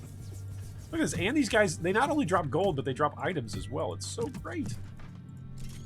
Little gold goblins. What game do you guys think has done like chaseable gold goblins the best? Is it one of the Diablo games? Is it Path of Exile with Tormented Spirits? Like Tormented Spirits, I feel like on their own are terrible, but if you use prophecies for Tormented Spirits, then they become ridiculously strong. Or at least they used to before they hotfixed that. I think that was 3.9 or 3.8 that they fixed, like how many Tormented Spirits could go off or inhabit a creature. There was some fix that they did that changed the way how you could have essentially just broken farm Tormented Spirits. Dozens of them, all simultaneously. But yeah, what do you think was the best like loot chase creature? That's a good question. Because this game does it right with these little omen guys. These little omen guys, they just have got treasure. They just kind of want to run away from you, but they don't have like some super advanced AI that's way better than all the rest of the AI in the game. They just kind of scurry away from you. You catch up to them, you deal damage to them, they drop gold, they drop items. You get richer, it's fun. They're not really dangerous. They don't have like an exploding mechanic. You don't really see them leave all that much, because generally you can get to them and kill them in time. Kill the Elder Railgunners is our mission here. So which one are the Elder Railgunners? I don't know. We'll find out. I guess it'll be the ones with the really long beards, right? The really long beards and the balding faces. Oh, there's one. The Lombok. Okay. But I thought we defeated the Lombok. Oh, spoilers. Spoilers, don't want to say anything. Sorry. Sorry, those of you who haven't played the story yet. We all play action RPGs for the lore, right?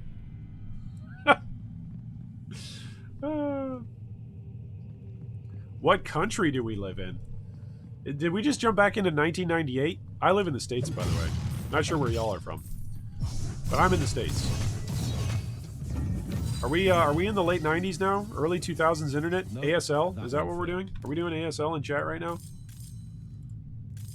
Most of you guys in chat don't even know what that is. You guys are all too young. You're all millennials. You guys don't even know what ASL is. You're like, ASL? Did you just have a stroke? No, it's what we used to say on the internet when you wanted to know someone's age, sex, and location. In other words, it was asking, hey, where are you from? How old are you?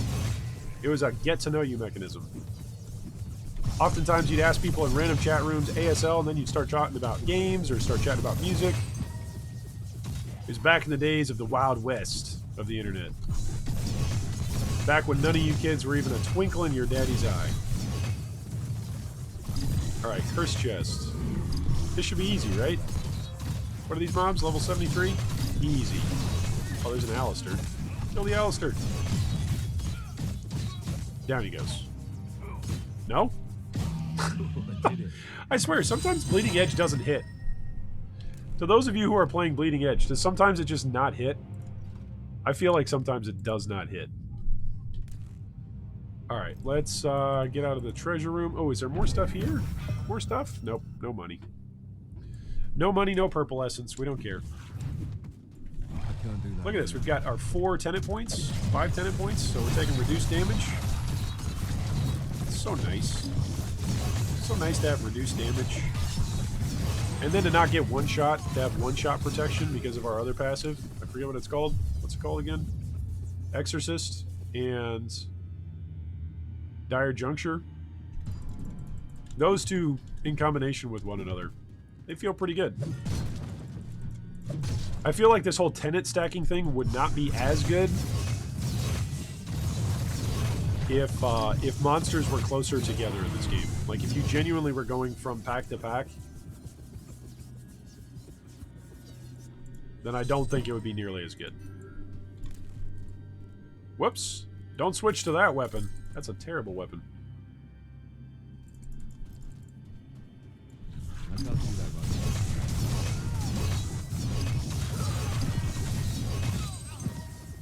I don't know. I like the omens in this game. I think the omens in this game are better than the tormented spirits. I don't even remember. What are the guys that you chase in Torchlight 2? I haven't done a Torchlight 2 playthrough in a while. Maybe I'll do that with my kids as they continue to grow up. Because we'll play some Torchlight 2. But it's been a while since I played that one. 50% status ailment. Okay. Get out of that. Holy moly. Oh, there's another sniper. Get the sniper!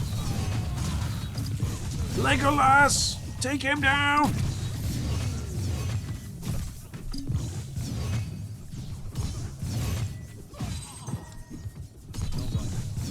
Did we get him? Did we get all the bad guys? No? Yeah, we did. We got the status ailment now. Okay, so now we're just status ailmenting all over the place. That's great. Offering shrine? Okay, great. It offered me one thing. I don't even think I have that much leech right now.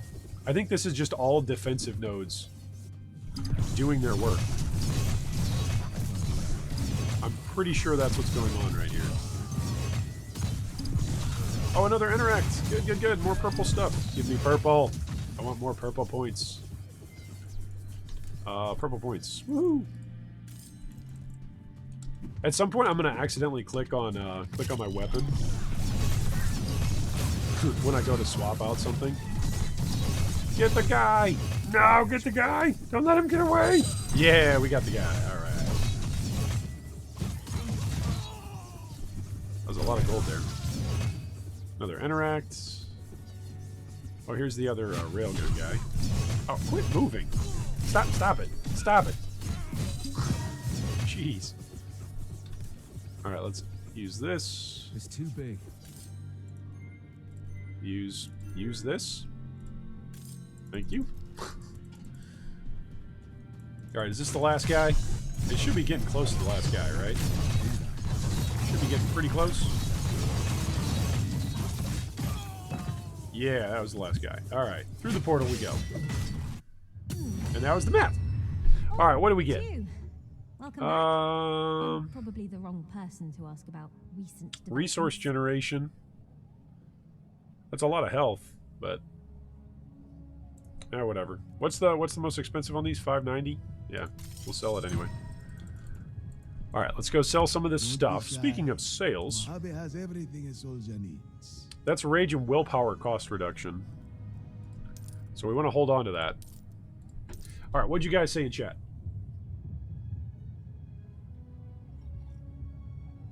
You said okay, boomer? Oh yeah, okay. You guys are just a bunch of filthy millennials. If I'm the boomer, you guys are filthy millennials. That's the way how it works. Cowsad says, Torchlight 3 is more family friendly? Really? Better than Torchlight 2? Better than Torchlight 2 in terms of family friendliness factor? If that's the case, that's pretty interesting. Because I thought Torchlight 2 was fairly mild. But even that has its limits, yes. I have zero idea about pistols and their value, so I'm probably throwing away really good pistols. It's a lot of health and resistances. Holy moly.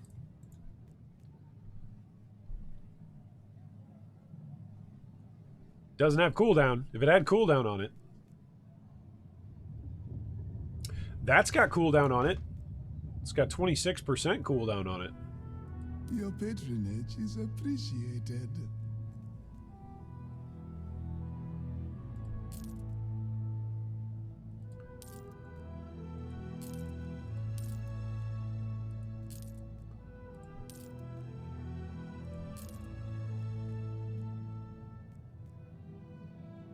Stamina regeneration, health regeneration. Mojave is always Cooldown the reduction of best skills, 24 or 26. I'm going to take the 26 one.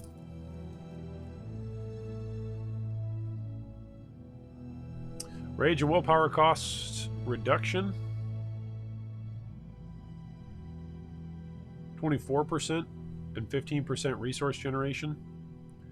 Plus 60 status ailment chance score. I feel like that's actually pretty good for the build we're going for. I feel like that's actually useful.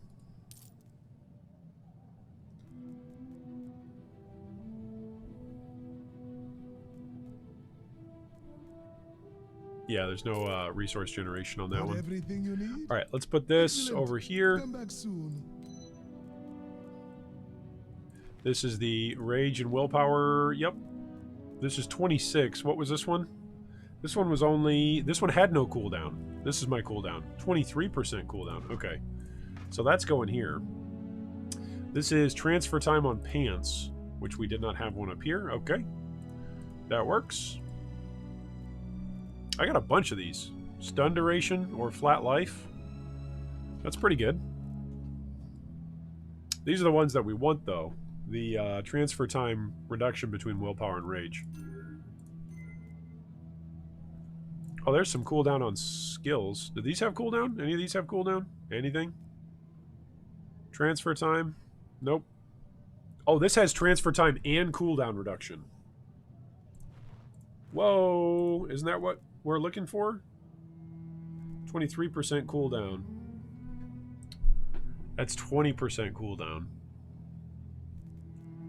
But this has both. Okay, so we can get rid of these chest pieces. Oh, although it's got health. That's right. And the node that we're going to go for, what kind of chest piece is this? This is a bruiser chest piece. Okay. So with the Bruiser chest piece, we're going to get, you receive health regeneration for each health point on the armor. You get 0.5% health, or 0.5 flat health regen for every point on Bruiser. Okay, so that's going to be what? 1,000? 1,200 health regen? Once we get that, I feel like that'll be pretty good. All right, let's go check. What do I want to check? I want to check here. Okay, we got some more gold over here. Oh, we get a map. Let's do the Wealth Omens. We like chasing those guys. All right, creating Primordial Affinity. We're going to have 6,000 of this. What, after 2 more maps? And we've got room for one more project. Planning committee is working right now. There are some matters to discuss, I believe. I need 100,000 gold to do this. Oh, but it's already running. What am I saying? This time, is it? We're already I'll running it. begin calibrating if that is your wish. Demetra will be able to create 2 duplicates of every skill at her stall. I'm not sure how good that is. Greetings, my lord. Renovate the trade assembly. Diplomatic missions will become available? Okay. The salt baths are another magic find. Okay. The City of Discovery. And I can't get this until I have Planning Committee 3. Okay, I'm going to grab a drink really quick, and then we're going to run our next mission. And how close am I in purple points? Well, there goes my concentration. Can I level this up again? How can I help you? It says no. Okay, fine. Be that way. Why is it red? Does red mean it's never going to level up? If there's something in this game where, like, halfway through your level, you all of a sudden can't use it, if you don't have the proper weapon equipped, it won't level, I'm going to get mad. So many years. I'm going to assume that red just means that you can't spend points to level it up. That's what I'm going to assume. Because I don't have enough points. That's what I'm going to assume. Okay, I'm going to grab a drink and use the restroom, and I will be right back. Guess I'll get back to my studies. That's what I'm assuming. Jason says, hey, Iron, did you make a guild for Wolcen? Whenever a guild comes out, we will do one. Yes. Jason, do I stream on Twitch? No, and I will let chat tell you why. Guys in chat, tell Jason why I don't stream on Twitch. Guess I'll get back to my studies. Wake me up when you're ready.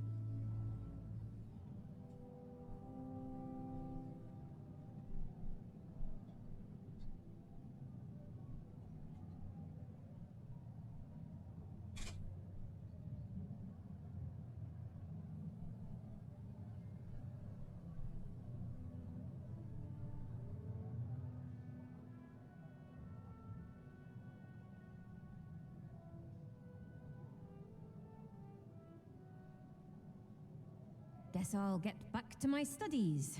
Wake me up when you're ready.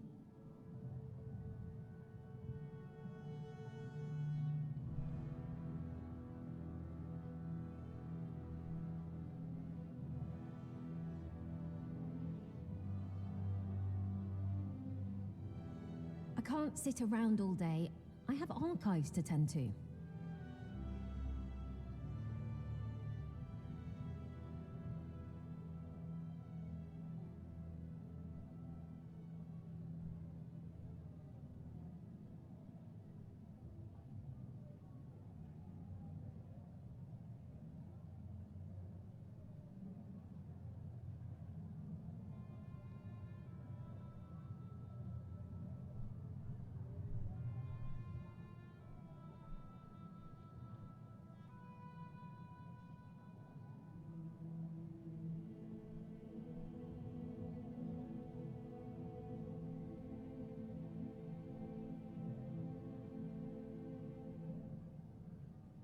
Look at you, browsing leisurely.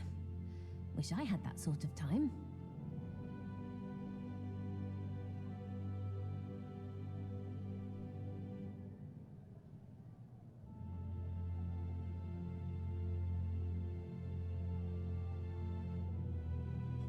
I can't sit around all day. I have archives to tend to.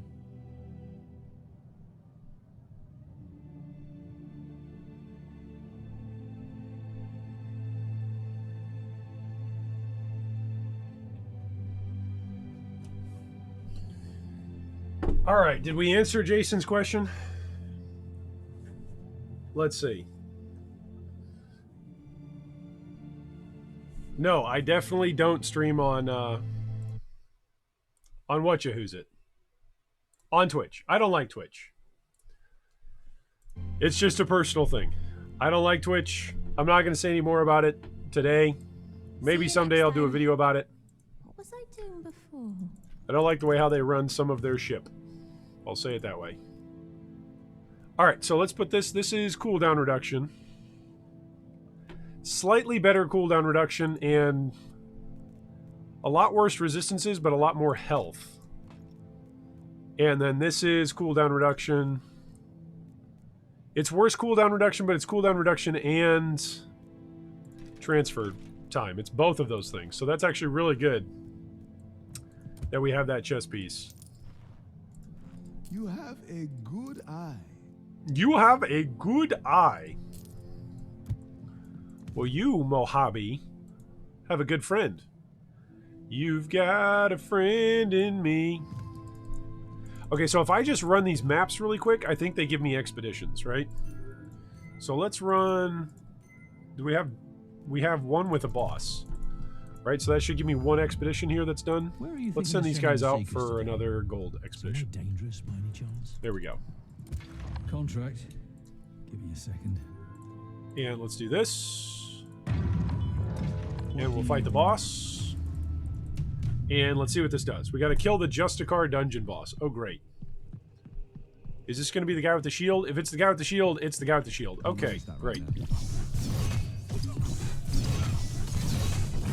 Great. At least it's not like the boss model of the guy that's the hardest to fight in the entire game. Right? And he's stunning me. Oh my goodness. Am I just dead? Is that what's going to happen here? I am so dead. I'm still doing damage. That stupid bleeding edge still does damage even after you're down. That's so silly that it does that. I think it's silly. I think it's silly that you can just intentionally go down and still do a whole bunch of damage even after you get hit. Oh, But it's you. Staff of Veniality! I'm A unique sorry staff or a for legendary staff! recent developments. What's it do here? Resource generation, transfer time, spell damage, life leech from spell damage, spell casting speed, shock ailment damage. I think that's actually the one that we want to do.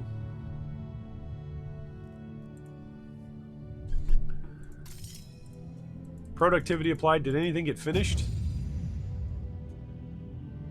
Oh, sweet. We got primordial. We got gold. Sweet. All right. Let's go up over here. Planning committee is at work. The trauma center is 100,000. It will permanently upgrade our productivity. So that just means that each time we go out on one of these missions, it's better. That's all that means.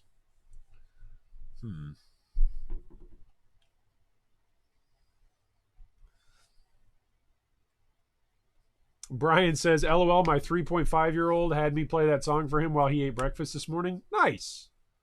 There you go. Glad to hear you're playing Wolcen as well, Brian. Glad we're both doing the same thing. Jason says, so if anyone can point me in the right direction, I'd appreciate it. I'm late to the Wolcen start, or the Wolcen party. Although I think I played 100 hours or so a while back, struggling leveling. I know ailments are strong, so I wanted to head that way, but what's the recommendation for leveling or setup? Okay, so Jason, if you're on our Discord channel, that would be a great idea. Cal said, by the way, we do have a Wolcen section on the Discord. We do. So if you were wondering about that, we do. It's in the games and item discussion subsection.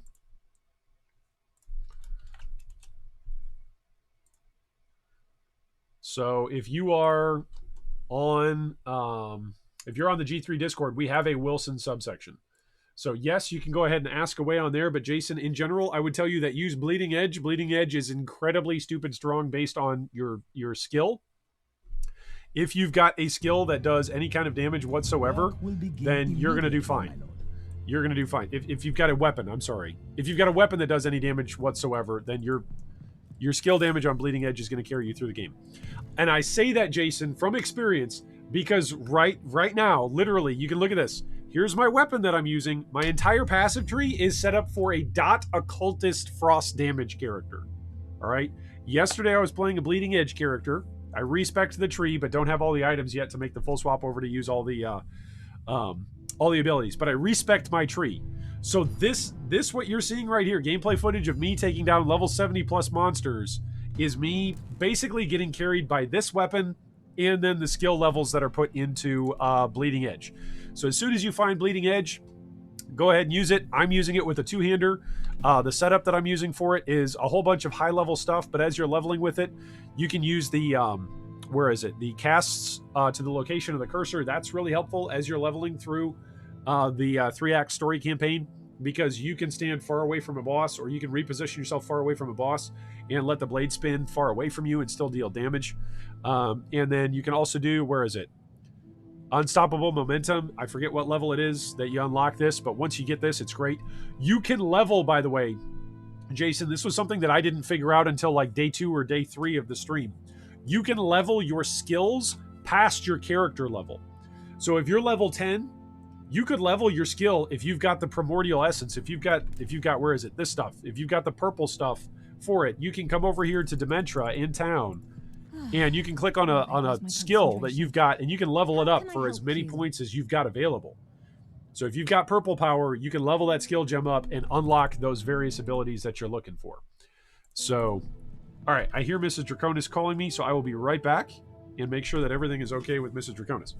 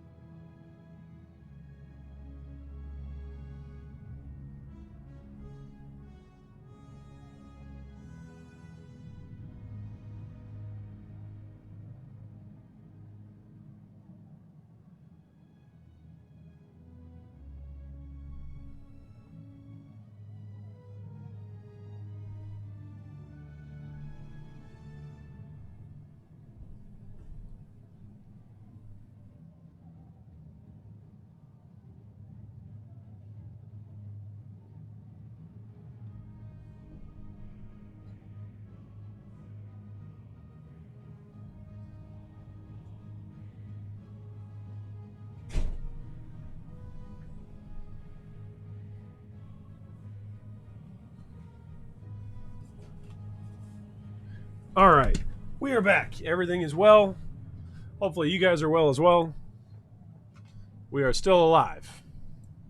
Everyone's still alive and kicking. That's the good news. All right, so we got one project that's open here. I don't have enough for that. Let's do... This is creating gold or creating purple. Let's go create more purple. You want some energy from my stores, don't you? This is 100,000 gold. If you insist. That's 10,000. I only have 4,000. Okay, I can't do that. Send seekers out. I don't have enough gold. Send them out on a poor project.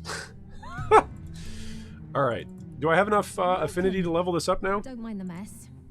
I do. Look at that. It's 1,377 to level this up. This is going to take us a while to level this thing up.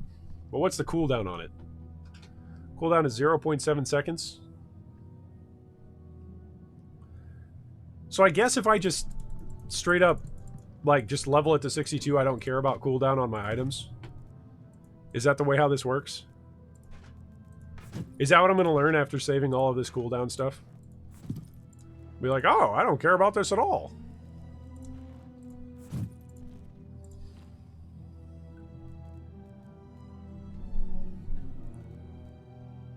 None of this is cooldown stuff, right? Yeah, this is all the cost reduction. So that's pretty fast, but it's still not... It's not as fast as what I want it to be, right? I want it to be instant, and I want it to be whenever I'm pushing the button. I could come over here for what? Attack damage, critical hit. Come down here and grab another 10% reduction. Could also come down through, like, somewhere over here. Spellcasting speed and damage. Maximum health. Maximum health. Yeah, that's the way I would probably want to do it. And then I could also branch into here. That's 30% cooldown reduction of all skills, but... This is what looks fun. This Aether jump. Whee! Whee! Whee! Like, I'm just going to be Aether jumping from all over the place and then dropping down these large AoEs that are going to blow everything up. That's the goal. All right. Let's put all the toys away for now. That's what we're building towards. We're building towards a build that we can just spam all of the fun things. But we're not there yet. We're not there yet. We need more purple power. Purple power is what we're looking for. I have no idea what to use my gems on, by the way. No idea what to use these on yet. Ugh. No idea what I should craft, because I don't feel like I'm truly at endgame yet. I feel like basically every couple of expeditions I'm still leveling up with some regular level of frequency, so... Let me guess. What is that? You want a contract? I want to do this, right? Yeah, let's do this.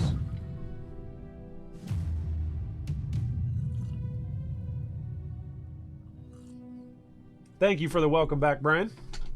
Cowshead says, didn't watch the other streams. Did you do a summoner yet? No, I have not tried out a summoner. This is my first build swap in Wolcen.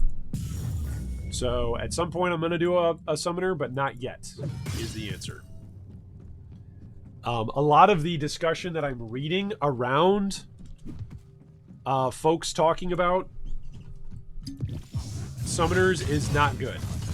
I'll just put it that way. A lot of the builds that I've looked at for summoners have been leveling guides and have been like people showcasing the summoner like still inside the Axe story mode, not inside the in-game version of the game. It's still during the Children of Hemlock campaign, not necessarily during the Champions of Stormfall endgame. And that makes me somewhat concerned because I don't have summoner gear yet, and the people who are showing that off have summoner gear, and they don't look like they're progressing very quickly. So that's a little bit of a bummer, but it could be that that's due to bugs, and so it could be, since they're patching everything on a once-a-week basis, it could mean that we will get a patch next week that'll solve all that, but we'll find out. As with all things in the gaming world, we will find out as the developers work on stuff, right? See, like this time it feels like Bleeding Edge is actually hitting him every single time, whereas sometimes it feels like it's not hitting at all. Every go around it feels like it's definitely hitting. Huh. It's just interesting. I feel like some things in the game have bigger hitboxes than what their graphics look like. Some things don't even have a hitbox sometimes, it feels like, and then some things, their hitbox moves, but they haven't moved. Like, as they're doing a different action, their hitbox moves, but they haven't necessarily become mobile, right? It's kind of interesting. It's interesting the way how they design the physics of the hitbox. And whether or not that's a bug, I don't know. The game has had so many bugs in the first week, I think a lot of people are just saying features that are designed that way are bugs. And I don't want to do that. I don't want to say something is a bug if it's actually meant to be there. Maybe that's just me being overly positive again. Oh no. Trying to give people the benefit of the doubt because they're working on something. How dare I? I ought to just be angry gamer guy, right? Rah! I can't do that right now. Now you guys saw my angry gamer guy when I was chatting about that Reddit thread. That was pretty much about as angry as I get when I'm not playing League of Legends. If I'm playing League of Legends, whole other ballgame. Then I just become the biggest toxic pile of junk on the planet. Become incredibly negative. It's one of the things that we tried to work out as we were playing League of Legends back in the day. Was working on how is it that we can actually try to be positive contributors in the League of Legends environment where it is so often just a cesspool of toxicity. How can we actually be positive in the midst of that? But I'm not proud to say, sometimes I let the worst of me get the better of me. If you know what I'm saying. It's one of the reasons why I love playing action RPGs so much. They're so much more chill. It's a lot less competitive. I feel like it's not competitive with other people, it's competitive with yourself, right? You set your own goals, you play at your own pace. It's quite nice. It's a lot more collaborative too, at least like in games like in PoE where there's guild functionality and we can help one another like progress, we can help learn about the game, we can help progress in Atlas, give each other boss kills, etc. That's a lot more cooperative than many other competitive style games. And I enjoy that.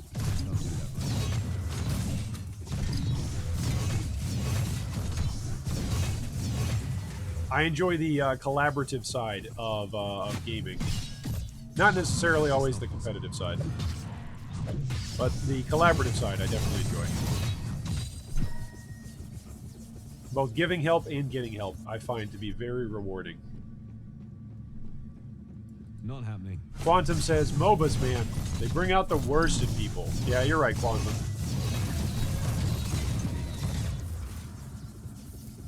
It is interesting that it's pretty much MOBAs as a genre. I've noticed, like, playing Battle Royale games don't have the same reaction.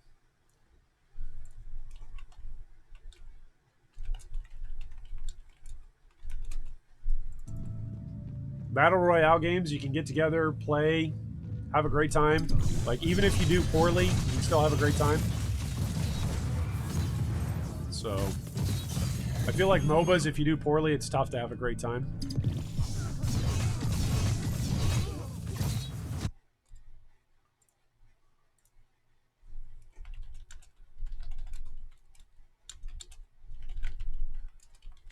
Uh-oh, am I gonna die? No! I'm gonna need more than that to take me down. What am I doing here?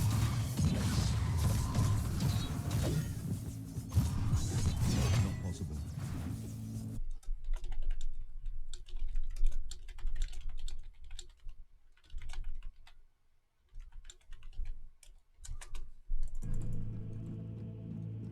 Shout out to Starbucks in chat. Bucks, if you're out there, if you're in chat and you're watching, shout out, my man. If you're on the Act 2 boss, I'm not going to spoil anything. I'm trying not to spoil anything today. Just enjoy it. Enjoy it. Enjoy that fight. Enjoy that boss. Enjoy the story. Which, by the way, those of you who are playing, Wolcen, let me know in chat. How are you guys enjoying the campaign? Did you, we'll ask it that way. Did you enjoy the campaign? Did you enjoy what the campaign had to offer in terms of lore and story? The vast majority of us don't play action RPGs because of lore and story. I personally actually enjoyed the lore of Wolcen and found myself paying attention to more of the lore more often than not. So I enjoyed that aspect of it. All right, so I think we said we want to come over here, right, and get the salvatory anchor. We also said we want to come down through this tree, right? That's force shield. Is this force shield as well? This is spell damage.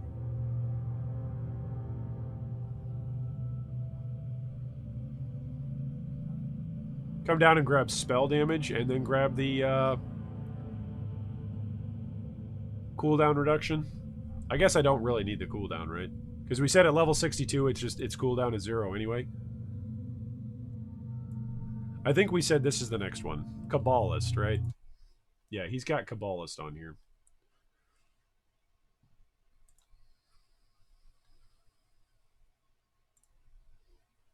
Yeah.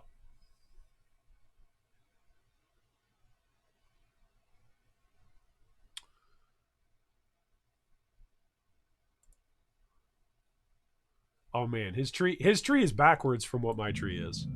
It's the same tree, but he's got it rotated differently. That is obnoxious. Oh no. Okay, so he does have Kabbalist over here. So we're gonna come over here. That's what we will work our way towards.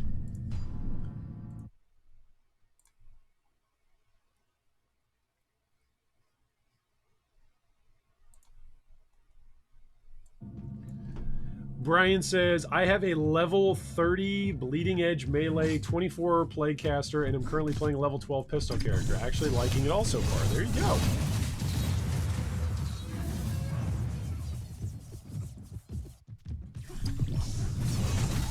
Well, I'm glad to hear you're enjoying it. Left 4 Dead 4? Or Left 4 Dead 2? Okay. Left 4 Dead is pretty toxic. I didn't realize that. Is Left 4 Dead... isn't Left 4 Dead working on another game? Aren't they working on another new release for Left 4 Dead? I thought that's what was going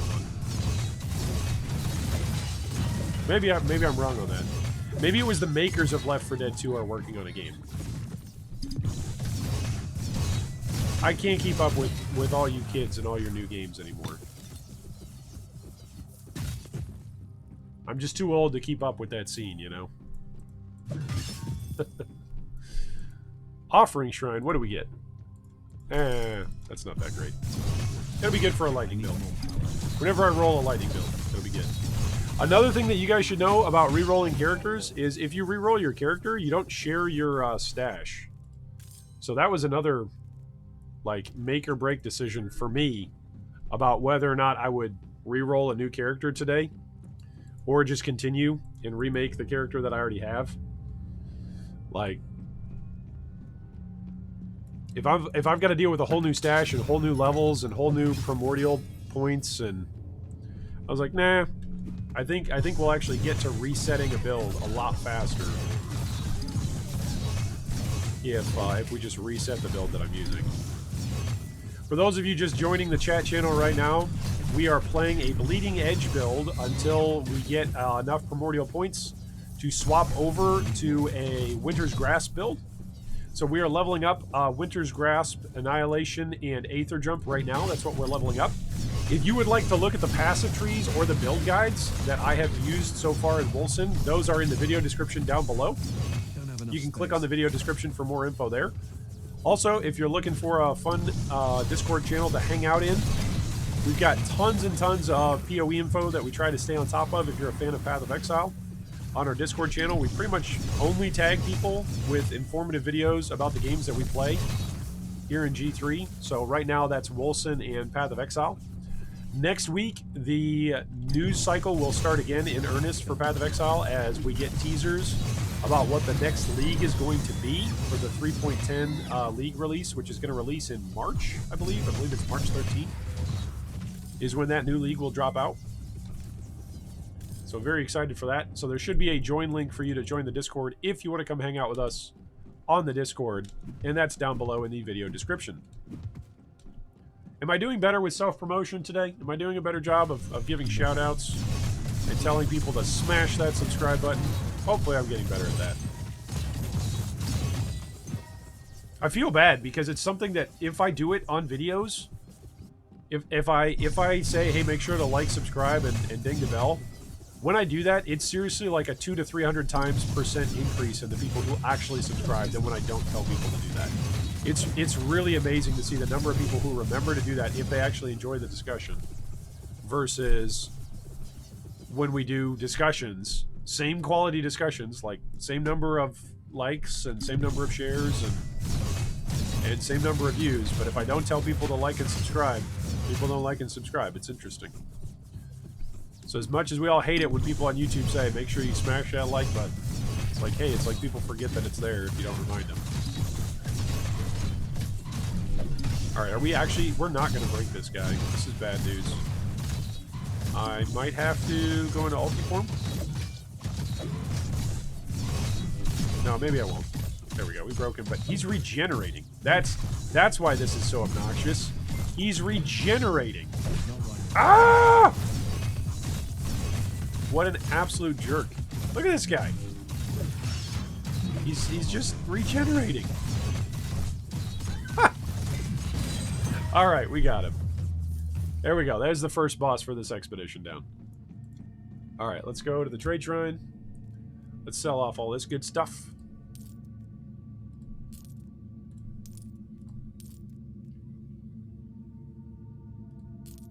Oh, wait, that's Aether and Shadow damage?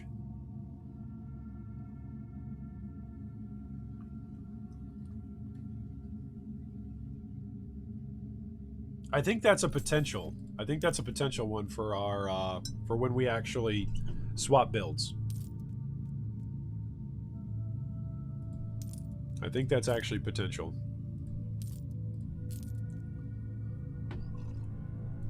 Has anybody tried scaling up dodge yet? Have you guys seen anybody, or you yourselves have tried scaling up dodge on a character as your primary defensive layer? I wonder if it's good at all. I really do wonder that. It is...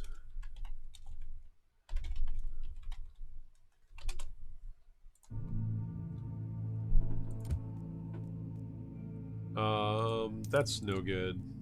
That's a lot of force shield. That was actually a lot of transfer too. 23% transfer time. But I think I've got better pants back at the base. That's pretty good for rage and willpower cost reduction, and it also gives occultist damage, so we're going to keep that. Yeah, we're going to keep that shoulder piece. A legendary bassinet. All resistances. It gives cooldown reduction on skills, too.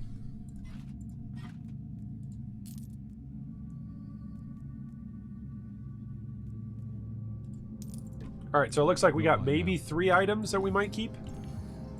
And we got some crafting materials. Were there any other items that I needed to pick up? We are picking up all kinds of items today because we are poor. We are very, very poor. Look at us. We are so poor. I've only got 24,000 gold. We are just the poorest of poor. You guys don't see a video description. On live streaming, it doesn't have a video description? You got to be kidding me. So maybe that's just for VODs. You have got to be kidding me. Are you guys trolling me? Is there not a video description?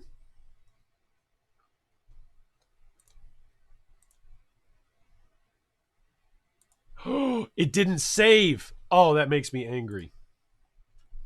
I am so sorry, Jason. That makes me very angry. I had this whole video description ready to go. And now it's not displaying. Oh, that makes me angry. All right, let's go over here. Let's see if I can't grab this real quick.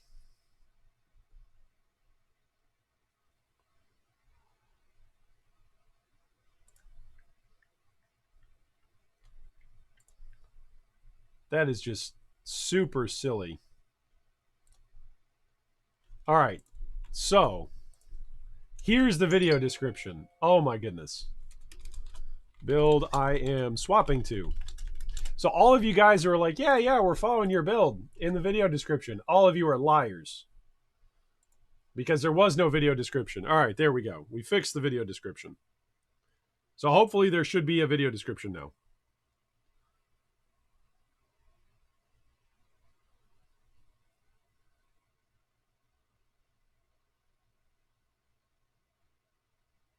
Let me know if that video description is actually working now. Is that working?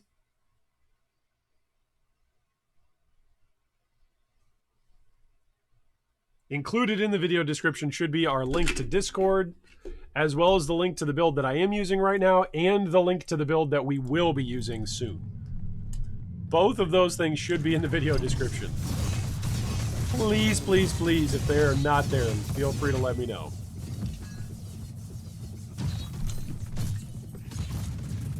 Was that an interact? No. Ultimate Rage Potion, huh? The Ultimate Rage Potion! Why would I want just a regular Rage Potion when I could have the Ultimate Rage Potion?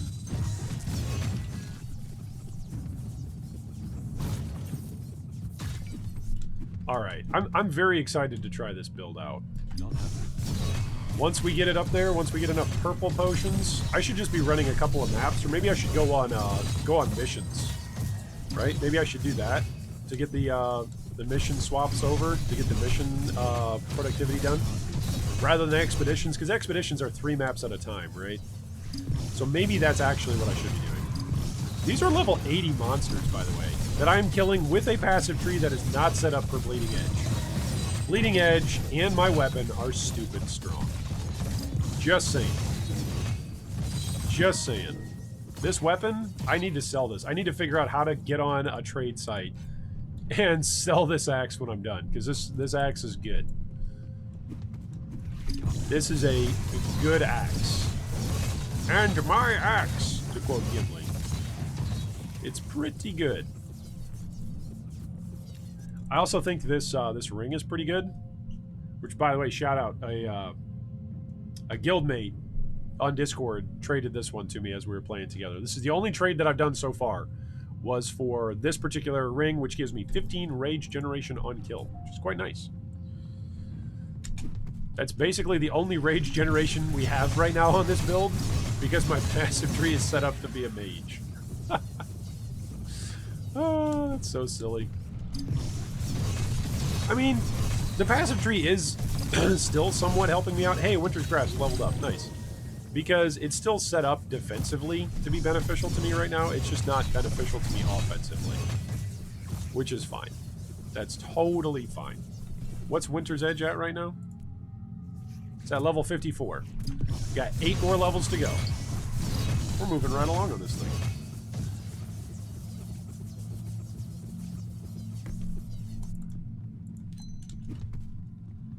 Hunt down more enemies.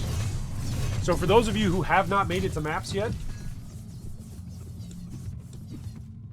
the end game of this particular game of Wolcen is like a mix between Diablo 3 Greater Rifts, PoE maps, and like what Fortnite used to be when it was still a single player or like a cooperative game before it went Battle Royale, where it's like a base builder that you have in town that you are working on. You're working on essentially establishing the kingdom and building up buildings in it, and those buildings will give you all kinds of effects and items and stats that'll affect your maps. Gold find, magic find. There are missions that can go and find items for you passively while you're also going off and doing maps. It's essentially a turn-based game. It's essentially a turn-based game that's going on while you're mapping, and every time you enter into an expedition or an individual mission, that essentially progresses 1 turn on your board. So it gives you productivity and builds buildings while you are away out doing your expedition. So it's really cool. There's like the strategy side of things. There's kind of like the city building side of things. And then, of course, there's always just finding more loot and getting better items, which is always good. It's the very heart of an ARPG, right? My endurance. So that part of it is still present. What is this Immortal Rent offering, by the way, going off? What is Immortal offering? Where is that? Let's find that. Immortal offering. Ugh, I hate this passive tree. By the way, the passive tree that I am using, I hate the Wolcen passive tree. The passive tree website that I am using to show off builds and to make builds is wolcen.dev. The developer for this website is incredibly responsive. I've interacted with him 3 or 4 times already on Reddit over the last 24 hours, giving him suggestions, and he's already implemented them, which is great. So I am very much enjoying this particular build. Okay, it's in the Kabbalist tree, the Immortal Offering gives you killing an enemy afflicted with ailments gives you a temporary damage boost. Okay, that's what it is. So essentially I'm hitting them with my rend, which is then causing them to bleed, which is then giving me the stacks on Immortal Offering. Okay, that makes more sense now. So see, some of my passive nodes matter for my damage. Some of them. Ha! Like 1, 2. Oh, there we go. We got a map. We got a map. All right, let's get rid of this. Pick that up. Scream a whole bunch, and then pick that up. Okay, there we go. We got this worked out. It's good news. Man, this is actually a pretty big layout. I feel like it was pretty far down to the bottom right that I went. Here's the boss. Okay. Also, to progress in expeditions, expeditions are essentially 3 maps back to back to back. You don't get to go back to town.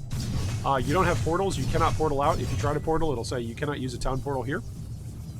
But you get 3 deaths, essentially, every single instance. And there are 3 instances that you try to defeat. So 1, 2, 3 instances, and if you beat all the instances, then you get additional rewards back in town. So you try to beat all 3 of them, things go well, and you get additional drops and additional rewards. You get XP, which is quite nice. All for just playing the game as you normally would. So it's quite a rewarding endgame system. Also, if you're wondering, hey, why Iron would I want to push into the endgame? I've heard that the endgame in this game is really boring and repetitive. I mean, that's, first off, that's probably you're not familiar with an action RPG. Or maybe you are. Secondly, you might have heard that, but the reality is that items, the higher level you go up, can actually drop stats that do not appear on lower level items. So there is a reason for you to push your build, in other words, is what I'm saying. That is a lot of physical. That is a lot of rend. I am going to keep that. Look at that. That's bleed, ailment damage, critical hit damage, material status, ailment chance score, and rend damage on that thing. That is a fantastic axe for a material build. We're going to sell that.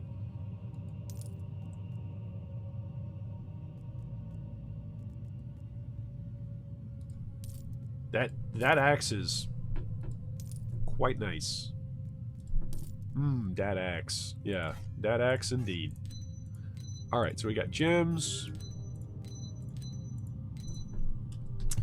Alright, so now we have an option to either return back to Stormfall, or we can continue to the next level. If you return to Stormfall, then you fail the mission. You don't get the bonus XP and bonus gold.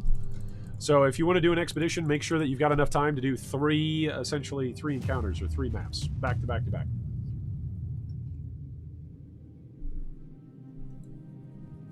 Oliver says, I don't like the stash thing, TBH. What stash thing? What are you referring to there, Stash? Stash tab thing.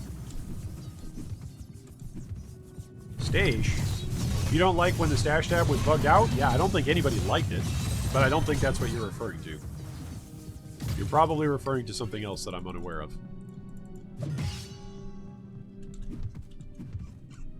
If you are wondering how to level a character right now, my best advice for you is just to choose this skill. Just choose Bleeding Edge and then look for a weapon that'll drop for you, generally a 2-hander that's just got the biggest amount of DPS. Like, biggest amount of physical DPS, by the way. That's what you want it to be. Physical DPS, and then you can just go scale up your rend and physical damage on the passive tree. You will breeze through the game. There are talents that you can put, or modifiers that you can put onto the skill that make it so it either casts around your character or it casts at your cursor location. So if you want to play a little bit more safely and you'd like a little bit more distance in between you and your target, you can actually cast it on your cursor. There's other modifiers that essentially the axes can get larger over time as they continue to spin. So there's some pretty cool passive modifiers that change the way how the skill feels.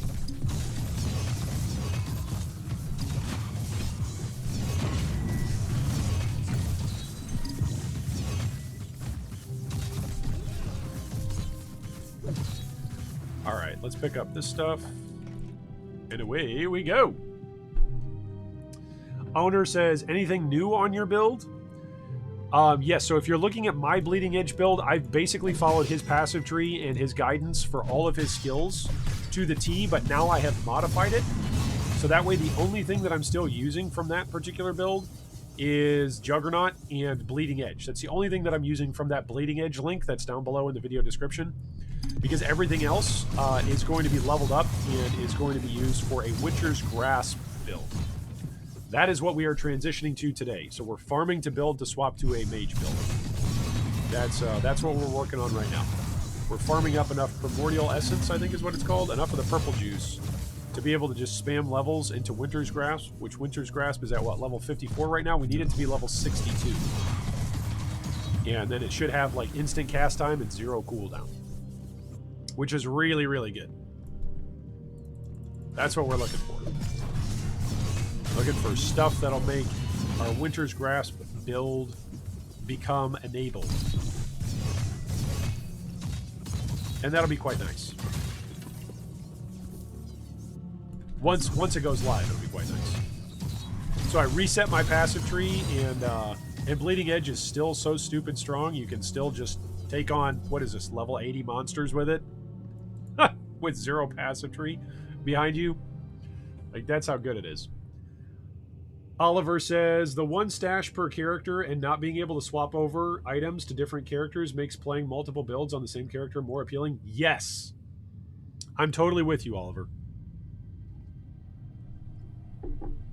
Completely with you in that regard. There is like 0 benefit to leveling up a new character, because when you level up a new character, you have to level them all the way up, right? And you don't have access to your stash on any other previous character. It's no good.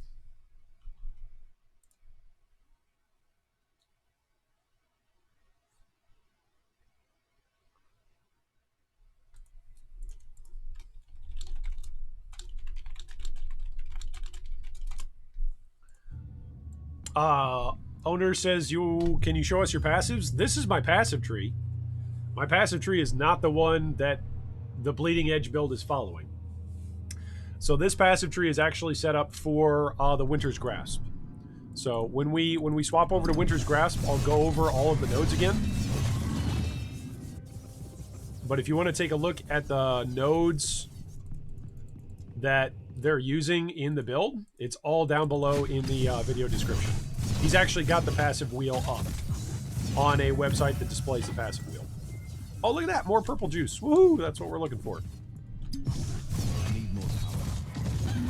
I would say after this encounter is probably either this one or the next one is when we're going to be able to item swap over and start using our new build. We should be getting pretty close. Depending on how expensive it gets to level this thing all the way up to level 62, we should be getting pretty close. I'm basically turning all of my gold right now into purple essence. So just trying to level up as many skills as possible. I'm sure a lot of people abuse the gold bug, like for gold duping, and that's what they used it for, was just to give themselves like infinite gold and infinite purple, so that way they could just do whatever they wanted. But I don't know. I feel like that's cheating. In a game with an online economy, with a multiplayer economy, I feel like gold duping is cheating, so that's not to shame anybody who's done it. If you did it, I'm sure you had reasons why. I'm just saying why I didn't do it.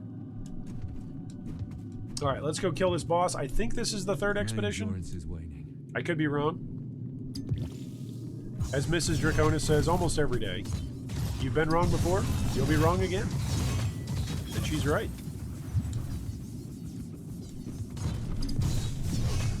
Let's go kill this boss. Yeah, enemies are level 81 and we're getting 49% additional magic find. This is pretty good. Pretty good loot. Alright, so we've got 5 branded bursts, so 5 10-hit points, which means on the first hit we will take 75% less damage. And then on the second point, or the second hit, we will take, what is it? 60% less damage? Look at this, he's still absolutely crushing me. Yikes! Is it the Aura Knight that I need to kill? It is, I thought it was the other guy. Well, that's obnoxious. Oh, he's got regeneration as well! What is up with these guys with regeneration? Thank goodness, man. Whew. Bosses with regen are tough. Well, they're not tough. They just take a long time. Holy heck. Okay, let's go back to Stormfall.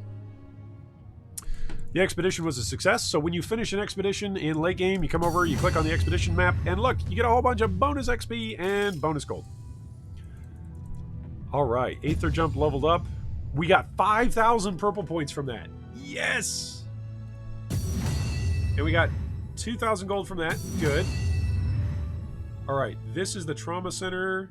Oh, hi again. Do I want to create more? Let's go check and see. Before I spend gold. Let's go check and see. How many more times can we level up Winter's Grasp? Okay, it's really close. 1998. Okay, so it's like gonna be like 2,000 to 3,000.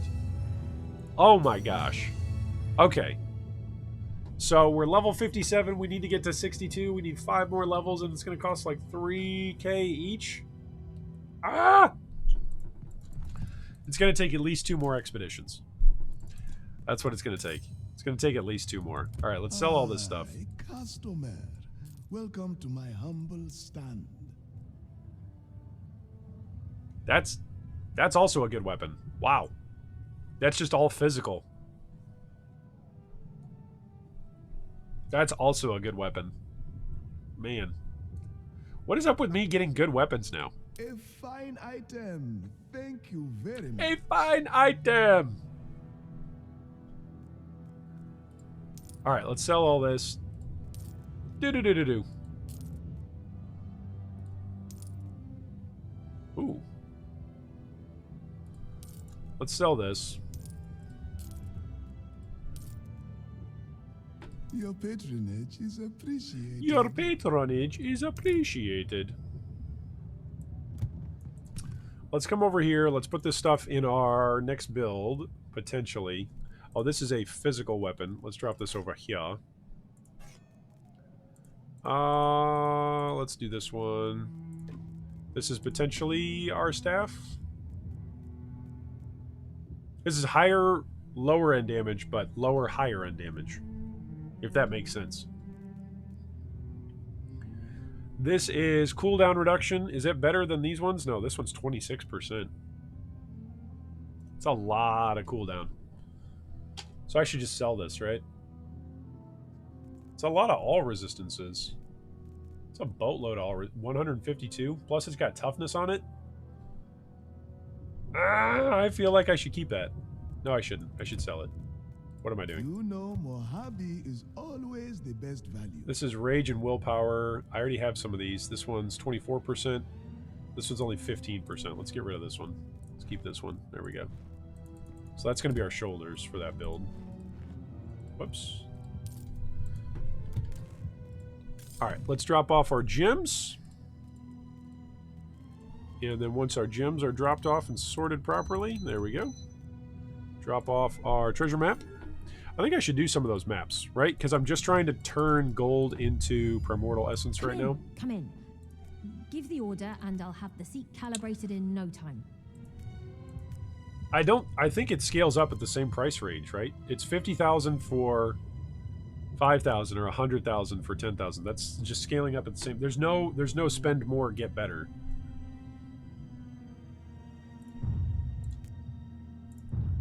It's just it takes up less projects to do more. Okay, that makes sense. Go ahead, my lord. We're still working on the trauma center. Okay, so let's run. This one will be done afterwards. This one will be done after. Okay, so let's run a map.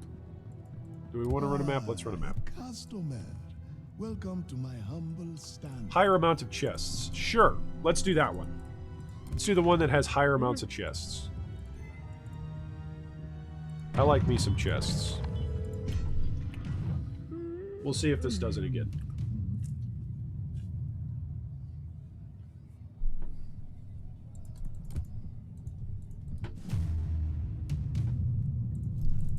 It can't be done.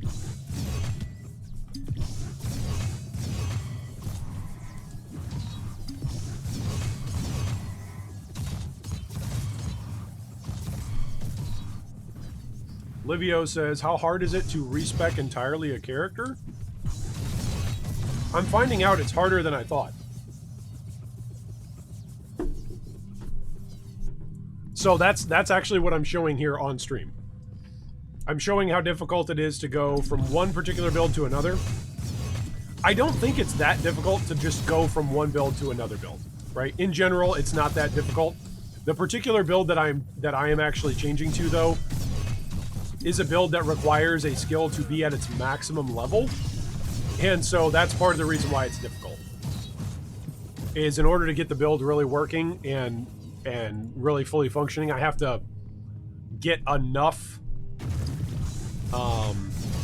purple points, primordial essence, in order to level this gem all the way up to its maximum level.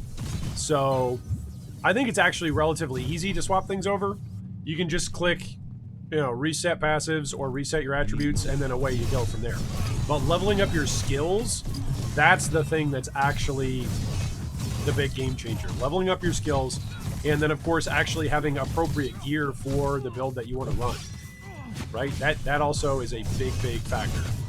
Because it could be that the gear that you have right now is good for your build right now, but it could be that It's not possible. there's another build that you want to run that requires entirely different gear. So those are the two factors. You just have to know what it is that you're aiming for, and then know how to quickly adapt your build. So for me, it was pretty easy to swap my passive tree over because most of my damage on this build isn't coming from my passive tree, right? It's coming from Bleeding Edge and this ridiculously strong axe that I have. That's where the vast majority of my damage is coming from. So because I've got that ridiculous axe and because I still have Bleeding Edge, I can use that while I'm farming and swap my passive tree over. I swapped my passive tree over right away because my passive tree on the new build is actually going to give me some really good defensive passive nodes. So I was like, I'll just respec the tree, get better defenses, and then keep progressing in the end game because I'm not losing that much defensive or offensive capability by swapping my passive tree up. Now, when I was trying to play the whole new build and use the offensive skills like the new build had, like I did basically no damage, right? Because my skills were super low level and I didn't have the unlocked modifiers that I needed to run the build. So, for instance, I think I'm going to get another passive point here pretty soon, and that'll give me permafrost for Winter's Grasp, which will leave a damaging area on the ground for a few seconds behind me. That's a pretty big deal for the build that I am transitioning to. Because it not only like is going to drop a dot that's going to deal damage, it's going to leave a dot that deals damage. So think like what Bleeding Edge does, how it does damage around you in an area of effect. But Winter's Edge you can cast with like 0 animation, right? You can continue moving while you're casting it. Whereas with Bleeding Edge, I actually have to stop to cast it. So if the damage is anything comparable to Bleeding Edge with a full passive tree behind Winter's Grasp and having 0 cooldown on it is going to make it stack up, I think, considerably based on the videos and based on the discussions I've been reading.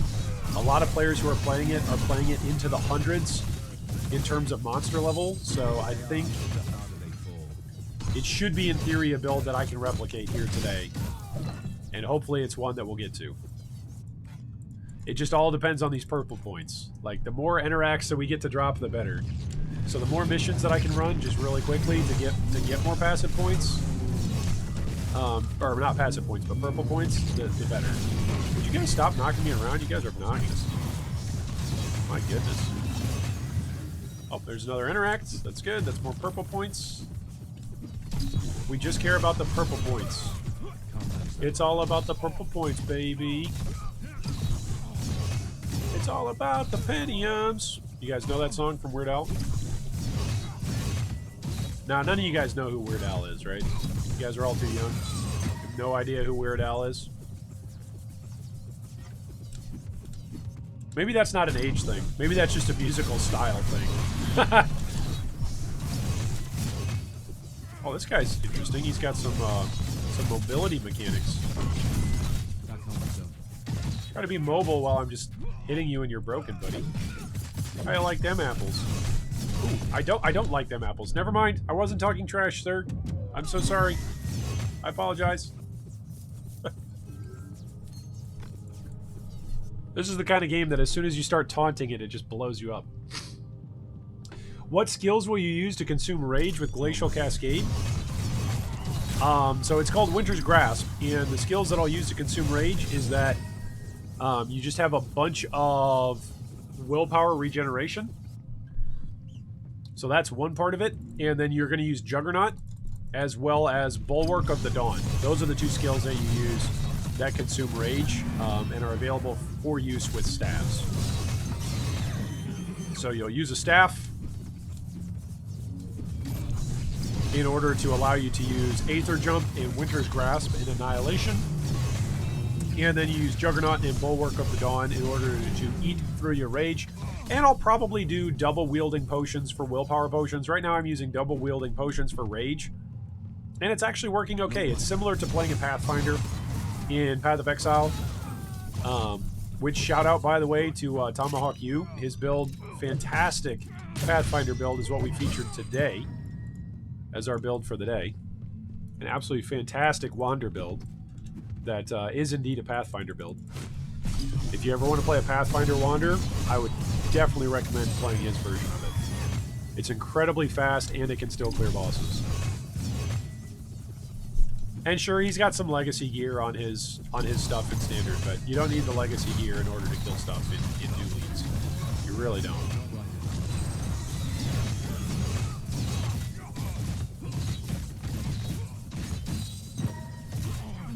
I think the only piece of legacy gear he's got, he might be using a legacy Queens of the Forest, but you can just use a regular one. It doesn't impact your move speed. Where's the portal? Did I not kill all these guys? So anyway, so that's kind of what this build reminds me of. Or playing with this play style. Maybe it's not really a build, right? Are these any good? Resource generation, all resistances. 916 health. Are those good? I feel like those are good. Yeah, that's good. It's got more bonus on the health to this item than this item has in total. Oh, that's pretty funny. I should drop this. It's too low a value.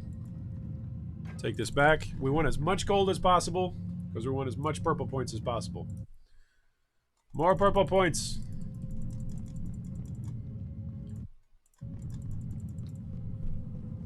Weird Al is the GOAT? If by GOAT you mean greatest of all time, sure. If by GOAT you mean something other than greatest of all time, I disagree. Faculty says, just play pistol shields. Bleeding Edge with 2 ailments, 30 stacks, 750 rage. Yeah. The 750 rage double damage and the status damage, yeah. I feel like they're going to fix the status damage. I feel like at some point they're going to change that. So that way you can't proc status as easily for the status double damage. But anyway, could be wrong. Where are these guys? What did I miss? I missed something here. Is this just bugged? Did I miss one all the way up here? Oh, that's depressing. What is this big circle on my map? It covers a large area, maybe 3 inches across. Oh, that's an indicator. That's a quest indicator, I think. There's a couple of those throughout the game. It'll indicate that something that you have to do is in that area. Is he in the middle of this bridge? I'm going to be very, very angry. My endurance is waning. There he is. How could I have missed you? I'm so sorry, Purifier Veterans. I'm so sorry I missed you.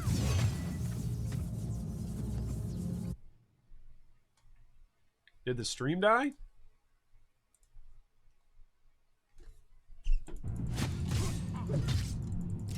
I don't know. Did the stream die? You guys tell me.